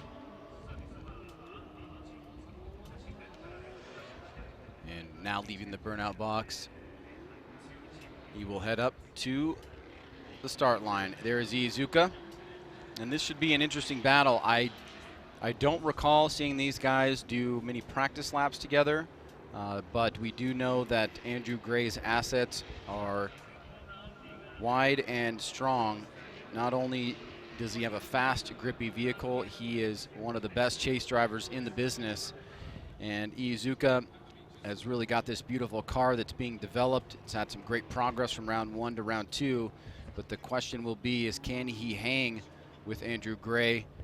And does he have it in him to chase him down and put pressure on the 3-time champ?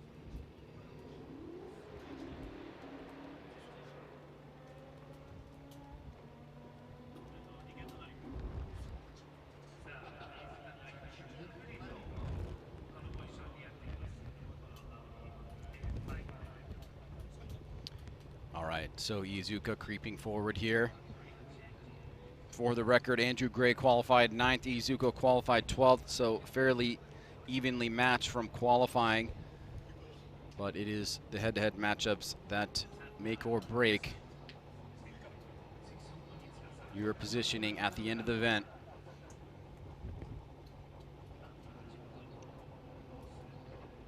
All right, the starter walking over.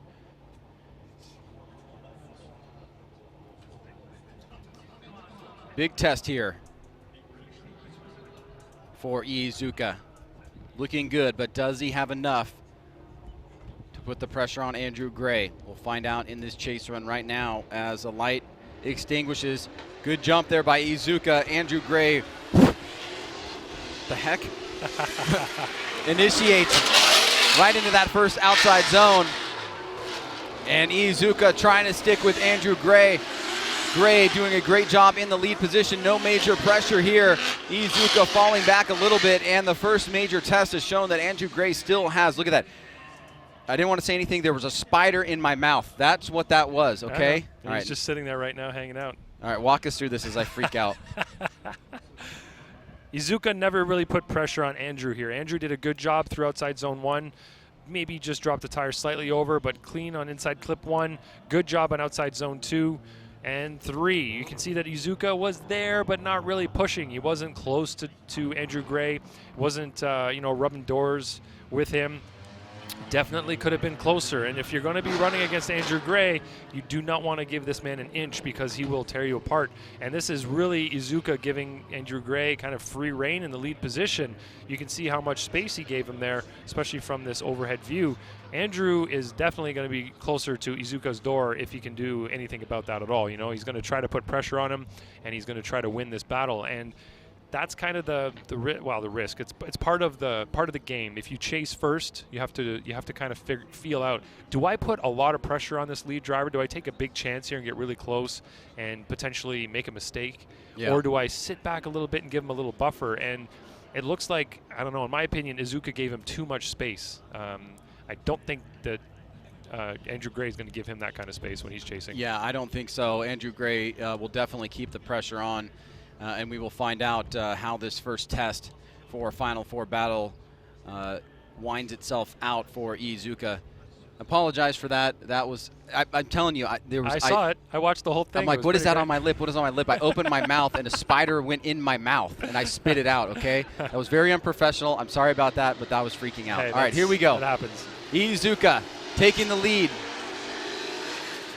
Nice initiation, leading into that first outside zone. Gray expected him to be a little bit closer. Now he's pouring the pressure on. Much better job. Nice transition, matching it back around. This is a great lead run from Iizuka, but Andrew Gray really putting the pressure on through the finish line in that last inside clip.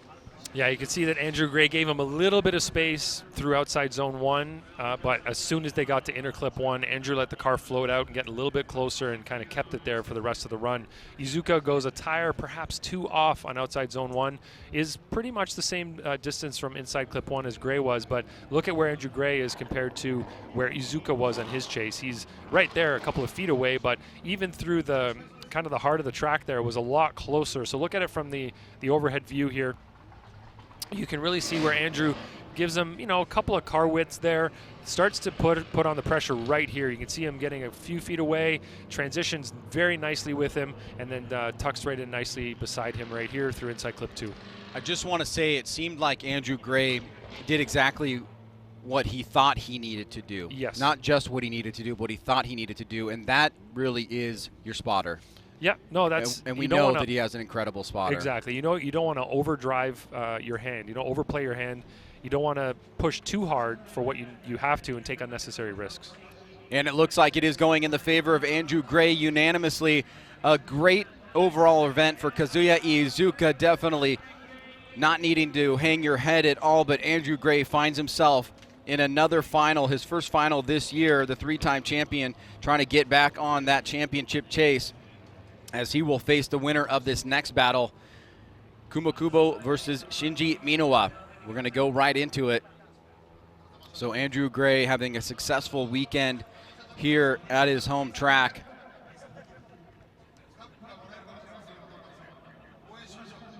That's Kazama on the left side with his hands in the air with the red lanyard on. He owns the car that Kumakubo's driving. He also owns the S15 that Suinaga put on his roof yesterday. So a stressful weekend for him. He used to drive. He used to compete in FD. He's been competing for many, many years in many different drift series. But he decided to hang up his hat and become a team owner instead of a driver himself. And his cars are doing really, really well, despite having been, one of them having been on its roof.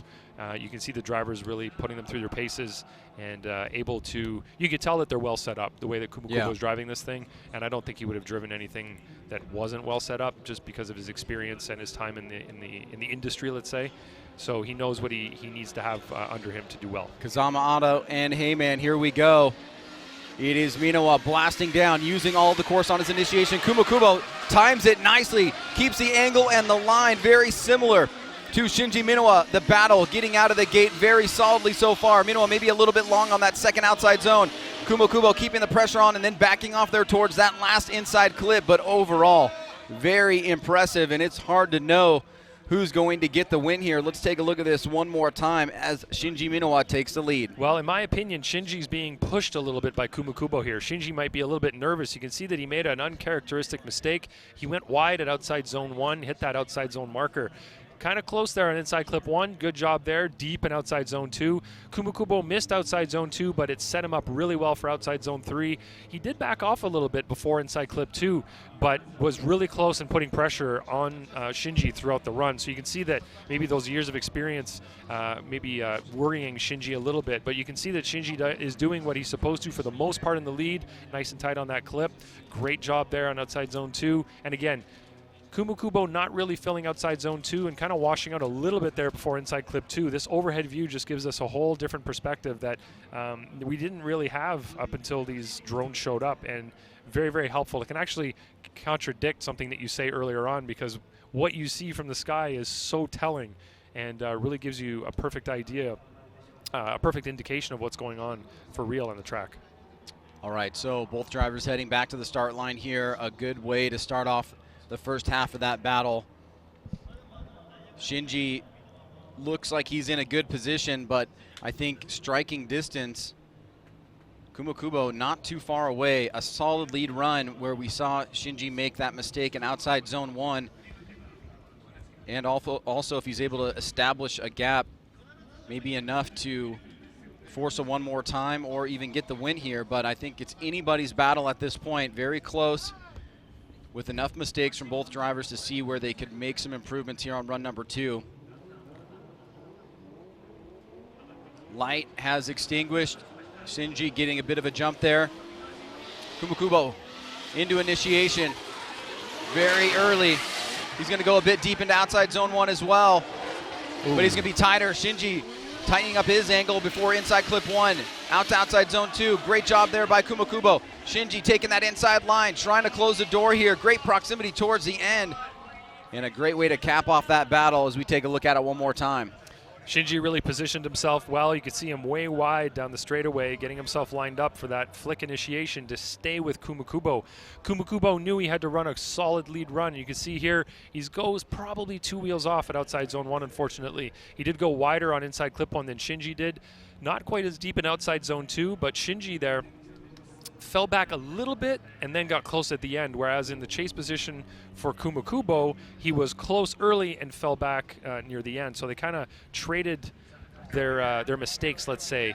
Let's watch here from the sky and see really what happened. Shinji doing a great job of mimicking what Kumukubo's doing, following him exactly where he's going throughout the course. I think Shinji did a better job of maybe matching what Kumukubo was doing through outside zone 2 and 3, and then just sticks it to his door through the finish line. So I think that Shinji did a better job in the chase potentially, just by mimicking and putting his car where he needed to. And then in the lead position, Kumukubo did drop a tire, maybe 2 even tires on outside zone number 1. So that's something that Shinji did maybe to a lesser extent in his lead run. Okay. So we now go to the official result here. It's a one more time for Andy Yen. It's a win for Ryan Lantane. And it's a one more time for Robbie Nishida. So Ryan Lantane, the outlier there, going with Shinji Minowa, but it's a one more time for the other 2 judges, which make it a majority one more time. So close battle there between the number 7 and number 3 qualifier respectively. Andrew Gray still waiting in the wings, getting the signal here for one of our last remaining commercial breaks.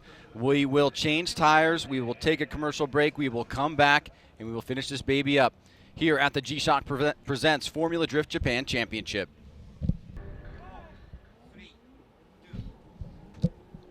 All right, and we are back here at the G-Shock Presents Formula Drift Japan Championship at Ebisu Circuit. We've got Andrew Gray waiting in the wings as we try to get a winner to our semifinal battle here, which has gone one more time. It's against Nobushige Kumukubo and Shinji Minowa. Wherever you are, if you're joining us, we thank you. And we have got this battle and then the finals left to go. And the weather has not materialized, and that is a good thing because we still have dry, fast conditions. We saw a great back and forth battle with both drivers having some really high marks in certain areas of the course, other areas where they could have improved. and 2 out of the 3 judges going one more time. So we will see this one again. As you can see, there is Kumo driving this weekend only, most likely, since it is his home track and his track. But this gentleman here to the right, Shinji Minowa, is charging for a championship. He does not want his chase to be spoiled right here in the Final Four by a driver that is not going to be competing all year long. So here we go, the one more time battle. Minowa taking the lead, leaving the chicane, middle of the course, initiates right at the second standing cone, and gets into that outside zone, very similar to run number 1. Kumo trying to look for an advantage here. He does get out to outside zone 2 this time, keeping the pressure on. Great lead run here by Shinji Minowa, but Kumo was able to better his chase run the second time around. Greater proximity, he got out to outside zone 2, and it was better overall than the first run. Yeah, you can see Kumo learning as he goes along here, learning what the lead driver's tendencies are, where they tend to go on the track, and really getting to the right position behind him. You can see right there again, Shinji Minowa dropping a tire, hitting that marker. And I guess we're going to see it from the sky first. So as you watch here, as he initiates, Kumo did a great job of mimicking his initiation. Perfect positioning here, coming into inside clip 1. Really good job. Shinji, great job there on outside zone 2. Kumo matching him. Kumo had a slight hesitation on rotation to outside zone 3, but stuck with him all the way through. And really, you could say that that was the only mistake that Kumo made. He had that little bobble as he was setting up for the transition. He kind of paused a little bit, but other than that, had his car, that initiation was phenomenal. His positioning all the way through was in the pocket, as you say. He's in the right position behind Shinji. Never got ahead of him. Never got in the right position, or in the wrong position. I mean, he never really impeded on Shinji's line, and just did a great job mimicking and matching what he was doing throughout the run. All right, so Kumo may be in the assertive position here. He did an excellent job in the chase with very, very marginally small, minor adjustments that maybe could have been made to make it perfect. So he's got an opportunity here. If he can run a better lead run than Shinji Minowa, he may be moving on into the finals. But Minowa does not want to give that up. He's looking to acquire as many championship points as he can, and a final against Andrew Gray would help him do that. Minowa gets that jump out of the gate. Kumo through the chicane. Rocket chip into initiation. Gets into that outside zone. Pretty good job there by Kumo. Minowa keeping it close through that first inside clip. Oh, Minowa losing a little bit of angle there, and now losing some proximity. Is he giving it away to Kumo as he now comes back and fights towards the last section of the course? We did see some mistakes there, Ryan, and walk us through this second run. Yeah, that chase run from Kumo is going to be hard to beat. Looking at the lead run, though, Shinji did make 1 or 2 mistakes that Kumo could improve upon, and I think he may have done it here. If you look at the replay, he was right on the rumble strip, whereas Shinji did go a tire off about the second hash mark on inside clip 1, and then this is where Shinji kind of falls back. He makes a mistake, makes a bobble, doesn't get out to outside zone 3, and loses proximity as well. So when it comes to the chase comparisons, I think that Kumo did a better job. And you compare the leads, I think Kumo also did a better job there. You can see from the overhead shot here, nice initiation. Shinji's doing a good job at this point of mimicking what he's doing. Kumo did have a little bobble there, but look at him going out wide to outside zone 1 and outside zone, 2 and 3, whereas Shinji does not do that. Shinji kind of fell back a little bit there, didn't have the proximity anymore, and also had to cheat the line through outside zone 3, especially to try to catch back up to Kumo. Wow. Okay, a lot of heavy breathing over here as we await the judge's final decision. I can see Robbie Nishida writing some notes down there, but it looks like the scores have already been put in. Here we go. 1 for Kumo, 2 for Kumo. He is going to the finals. It is a unanimous decision here for Nobushige Kumo, who is making an impression here at his own home track, defeating Shinji Minowa, and the fans are loving it here on site. He will go to the finals against Andrew Gray. And is it any coincidence, Ryan, that the 2 drivers that spend the most time at this track, seemingly, are the drivers in the finals. Yeah, look at that. The guys that live here essentially are the ones that have made it all the way to the finals. I don't know how often Andy Gray drives at this track specifically, but we know that he works, you know, a minute-and-a-half drive from this specific track location here up at the Power Vehicles location, which is just at the, it's basically next door to Kumukubo's shop over there. So we are going to take a little break right now, Ryan. All right, so final tire change, we hope, of the afternoon. A dry finals is underway, it looks like. Let's take a quick commercial break. We'll be right back.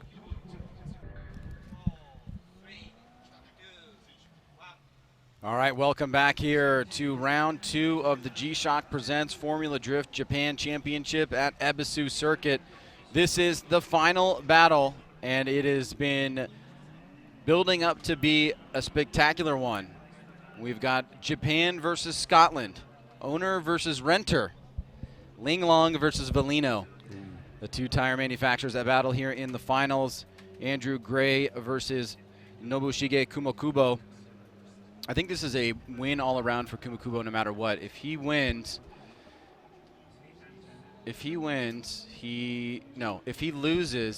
then he can ask Andrew for more rent. Interesting. But if he wins, he wins. Yeah, but Andrew's the one that brings a lot of customers into his track. So hey, come on. It's true. It is true. Power Vehicles, all the crazy gaijins that come here from all over the world, buy cars from him, rent time at the track to drive. They come out for the Matsuri events that happen a few times every year. They get wild, they get crazy, and Andrew Gray's the one that babysits all of us, him and his wife, Emily. Try to keep us all in check. Well, not me, I'm very responsible. Keeps everybody else in check, let's say. Well, knowing both of these gentlemen, it is going to be no holds barred. They're going to be pushing no matter what. Obviously, know each other very well, very friendly with each other, working relationship, but this is competition. Also somewhat teammates, as you can see. Kazama is one of the sponsors of Andrew Gray as well. That's right. And those cars kind of travel around with him, so they're sort of teammates, coworkers, boss, and I don't know, subordinate, it's not the right word, but, you know, employee, sort of more or less, kind of renter and owner, and many different relationships on the line here. Many, many. Yes. Pizza maker and pizza eater. So after a long weekend of rain and some shine, we've got a dry final here. Kumukubo versus Gray. Kumukubo will take the lead. He was the higher qualifier. It's a big claim being made on the YouTube chat. Here we go. Nice initiation there. Gray a little bit deeper. Kumukubo is going to go wide, pushing a little bit hard now. Tight line back into that inside clip. Gray keeping the pressure on. Both drivers looking in sync here. And we've got red, black, and white all over the track as Andrew Gray towing up that rear end and taking that inside line, pushing the pace against Kumukubo. Let's see. We still see a lot of action at that first outside zone, Ryan. So what happened? It looks like Gray actually physically pushed Kumukubo through inside clip number 2. But look here. Yeah, Kumukubo's quite a bit off, and Andrew Gray's following him exactly as he should. So Kumukubo definitely 2 wheels off there. Could have been deeper in outside zone number 2. Did good job in outside zone number 3, and then I think it looked like there was a little rub right there maybe, but maybe not. The sky view here will tell us from the drone. So look at initiation here. It looks like Gray was in the position that he should be, kind of in the pocket, and he maintains that through outside zone 2. Transitions really nicely here. And then as they come through inside clip 1, there's maybe a little rub right there, but just a little pat on the door there, just a little, hey, I'm right here, just to let him know that he is sticking it to the door. He's staying close throughout the run, and that was a pretty exciting run there from both of those drivers. Now Kumukubo has to stay close with Andrew Gray. Andrew Gray has the opportunity here to do a better job on outside zone 1. He could maintain tires on track, so not going past that rumble strip that's so dark on the ground right now, but is visible. You just have to keep your tire on that rumble strip, so that means not going over that rumble strip, not going into the pavement beyond it. Andrew Gray, with the big trunk that he has on that car, could put a tire on the rumble strip, technically being on track, and still hit that marker for the outside zone. All right, so a great way to start off the final battle here with these 2 legendary competitors. Switching the rotation up, Andrew Gray will take the lead here. Kumukubo will chase him down. And the light is extinguished. We are off. Kumakubo getting a bit of a jump out there. Wants to keep it close to Andrew Gray. Can Gray do a better lead? Both initiating at the same time. Gray into that zone. Pretty good job there. Kumakubo, good pressure through that inside clip. Gray getting into outside zone number 2. Kumakubo through the smoke line. Great job here overall, keeping the pressure on. And wow, what a final here. Tough call for the judges. Let's take a look at this run one more time. The battle that just happened this is perfect for the finals. This was a lot of fun. Watching Andrew Gray, it looks like he did a better job on outside zone 1. If you watch the initiation, look at his back tire. He did go slightly a tire off, but I think Kumakubo might have gone 2 tires off there. Andrew Gray deep in outside zone 2. Great job in outside zone 3, but Kumakubo right there with him. So, not as close at the finish line as Andrew Gray was, but we're going to see the sky view here. This will really point out any inconsistencies and things that I just said that were completely wrong. It's awesome how well this view gives us perspective on what's happening. So you can see Andrew Gray, better job on outside zone 1. Might have been slightly off of inside clip 1 compared to what Kumakubo did, and great job through the rest of the course. Kumakubo doing what he needs to do in the chase, keeping him within striking distance, not necessarily attacking the way that he could have through the latter part of the course. He was close through the beginning. Kumakubo did have a couple of areas of less angle in the chase position, so we're going to have to see how the judges voted on this one. But, of course, we're not going to be able to give an answer until we bring them all down here. If there is a winner, that is. It looks like Robbie still hasn't put his vote in. He's really analyzing. He's written some notes. He's reading them over, making sure that he's making the right call. And right now, it looks like Manoa's got 3rd place automatically, so we're fighting for 1st and 2nd here to see who's going to fill out the first 2 positions on the podium. Well, if you are a fan of Formula Drift, you certainly will know that if that score comes up, that means it's a one more time. We're not trying to trick you. That's just the nature of how this works. But if we do not see that come up, that means we will have a winner. And we do have a winner, Ryan. We do have a winner. We do have a winner, and it's unanimous. Wow. Yeah, so we're going to bring them down here and announce who the winner is. Let's see what the people on YouTube are saying. Does anybody have any This is not YouTube. Oh, sorry, Facebook, my bad. So somebody says one more time. Talking about Vettel, that's not really helping us very much. More juice than juicy juice. Come on, guys, give us some feedback. What do you guys think? Okay, somebody says Gray.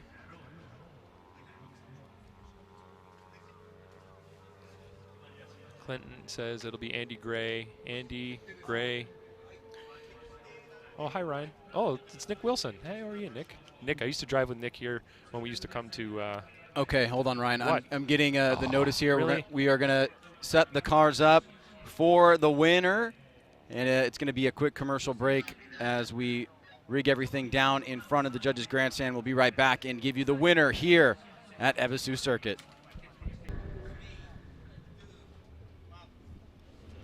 All right, we are back for the final announcement. All 3 vehicles out in front of the judges' stand. You can see the beautiful surroundings here at the Ebisu West Circuit. Obviously, we know the 3rd place winner, Shinji Minowa.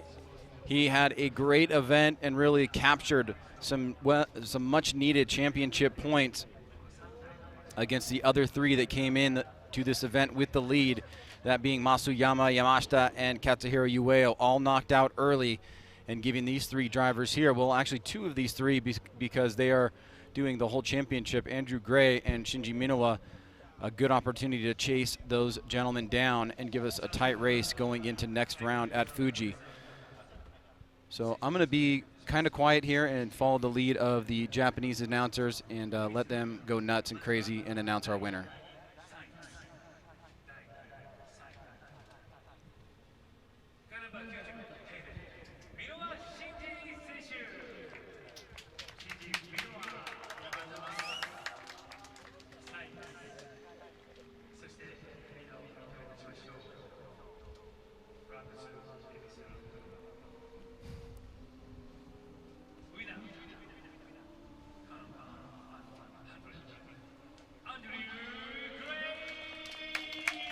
So there it is. Andrew Gray is your winner here. Unanimous victory. Now, Ryan, it seemed as if it was going that direction. And before we congratulate Kumakubo in 2nd place, talk us through, it seemed as if you guys were going in that direction. You were unanimous. What was the aspect that took There's Kazama. that took it over the edge for Andrew Gray? Well, it came down for me to what Kumakubo did on outside zone 1 when he was leading. He did go 2 tires off, cleaned out both of those outside zone markers, made a bit of a mess with that one. Andrew Gray was able to stay close with him through the majority of the track and super close with him for the last, let's say, maybe 2/3 of the track. And when Andrew Gray was leading, he went maybe 1 tire off, but definitely kept his composure a little bit better in the lead position. And Kumakubo was able to stay close only for maybe about 1/3 of the track, the beginning of the track, but through the latter part of the track, he did fall off a little bit, and he wasn't quite as close to Andrew in his chase position. So 難しいね。 that's why. すごい難しいね。みんなすごいうまい。ドリフトゴッドでしょ。すごいプレッシャー。でもホームコースでしょ。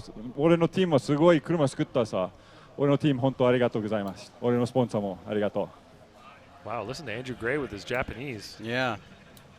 He doesn't bring that out very often, so good for him. He said something about beating the drift god, Kumakubo. I was expecting to see Kumakubo in his little tie suit, but he doesn't have it on today. So we're going to get Robbie over here to do a little translation for us.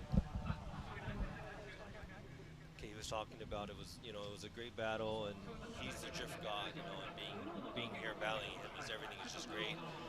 This is his home course. His team had built him a crazy car.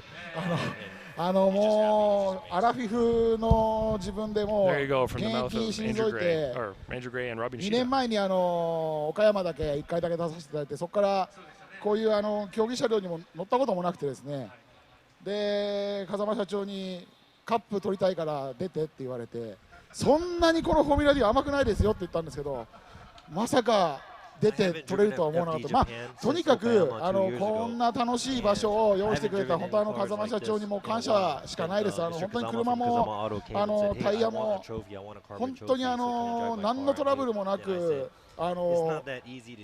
もうこんな時代遅れの走りしかできないお礼を支えてくれたのはもう風間社長が作ってくれたこの車だと思ってるんで、でまあ今年から使うこのリンロンタイヤが本当に安心して走らせてくれました。雨でもドライでも。They built a car that's 今日 amazing. なん It か was しないですけ very, どワンモータイムだらけで very 感覚が comfortable driving in the rain and it was dry. 失敗 And した man, んで there す was よ a ね。 lot of one more time. So if you rethink ワン it, モータイムになると you're gonna make もう mistakes.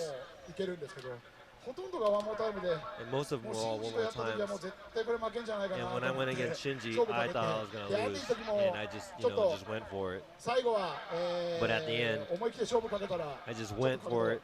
戻っちゃった。 Going against もうあれ Andy で too, もう but then あれ以上は I もう think ない I です今 have 俺には。 shallowed up a little bit as well 49 too. 歳の俺に So はもうないです。 I mean, 本当楽しんでいただけたと思うんですけど、 I just hope that everybody enjoyed it, 自分が一番楽しませてい and た I だき think ました。 I enjoyed it the most. So thank you very much.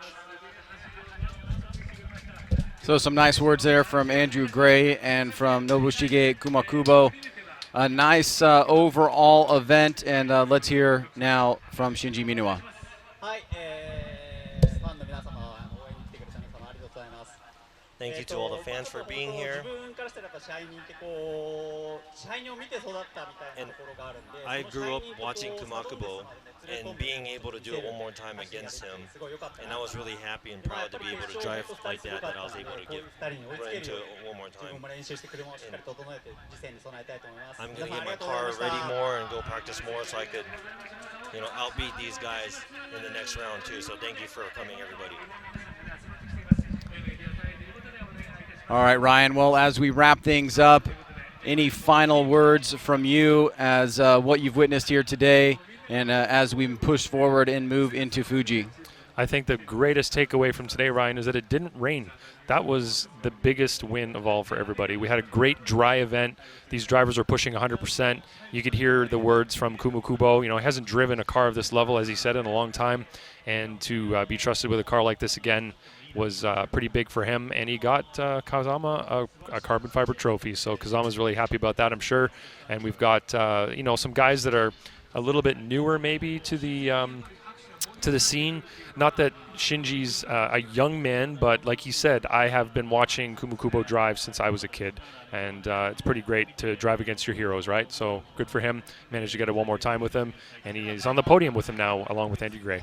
Well, it's always a pleasure and an honor to be out here at Ebisu and be with all of the great drivers, and can't tell you guys how much I appreciate doing this. And Ryan, thank you so much. It's always an honor and a pleasure to do this with you as well. Always. I learned so much from you, and you give us some great insight. For everybody here at Formula Drift, as well as Robbie Nishida, Andy Yen, Ryan Lantain, and myself, the round number 2 of the G-Shock Presents Formula Drift Japan Championship has now come to a conclusion. We will now head to Fuji Speedway in just a month to start round 3. We'll see you next time.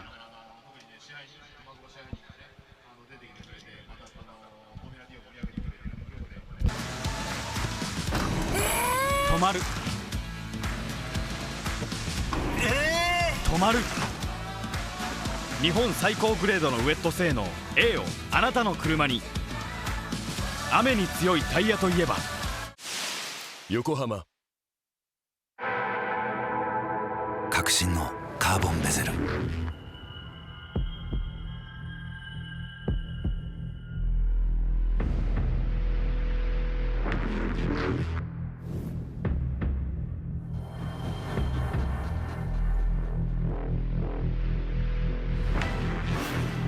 Bluetooth 搭載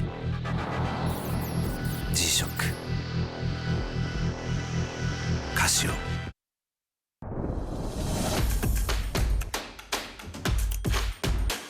The brightness called brilliant.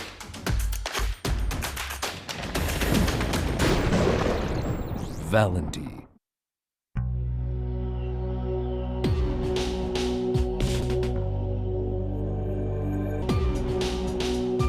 Quality of Japanese craftsmanship. Grid. What's up, guys? It's Frederick Alspo, and I use RSR suspension on all my drift cars. I love RSR. Iyo RSR Ichiban.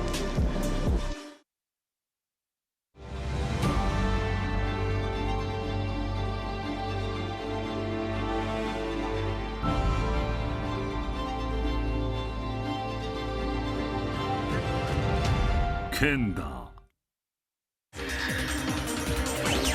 伝統と革新、小倉クラッチのテクノロジーを凝縮、チャンピオンを取るためのクラッチ、小倉レーシングクラッチ ORC。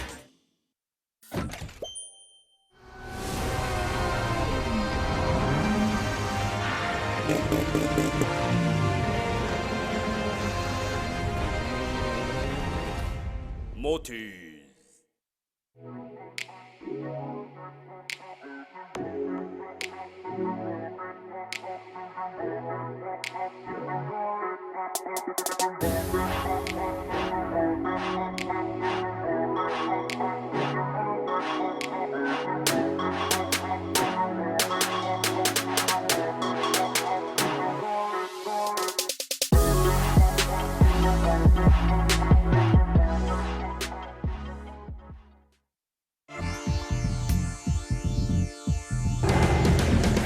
The brightness called brilliant, blinding and vivid. Valenti.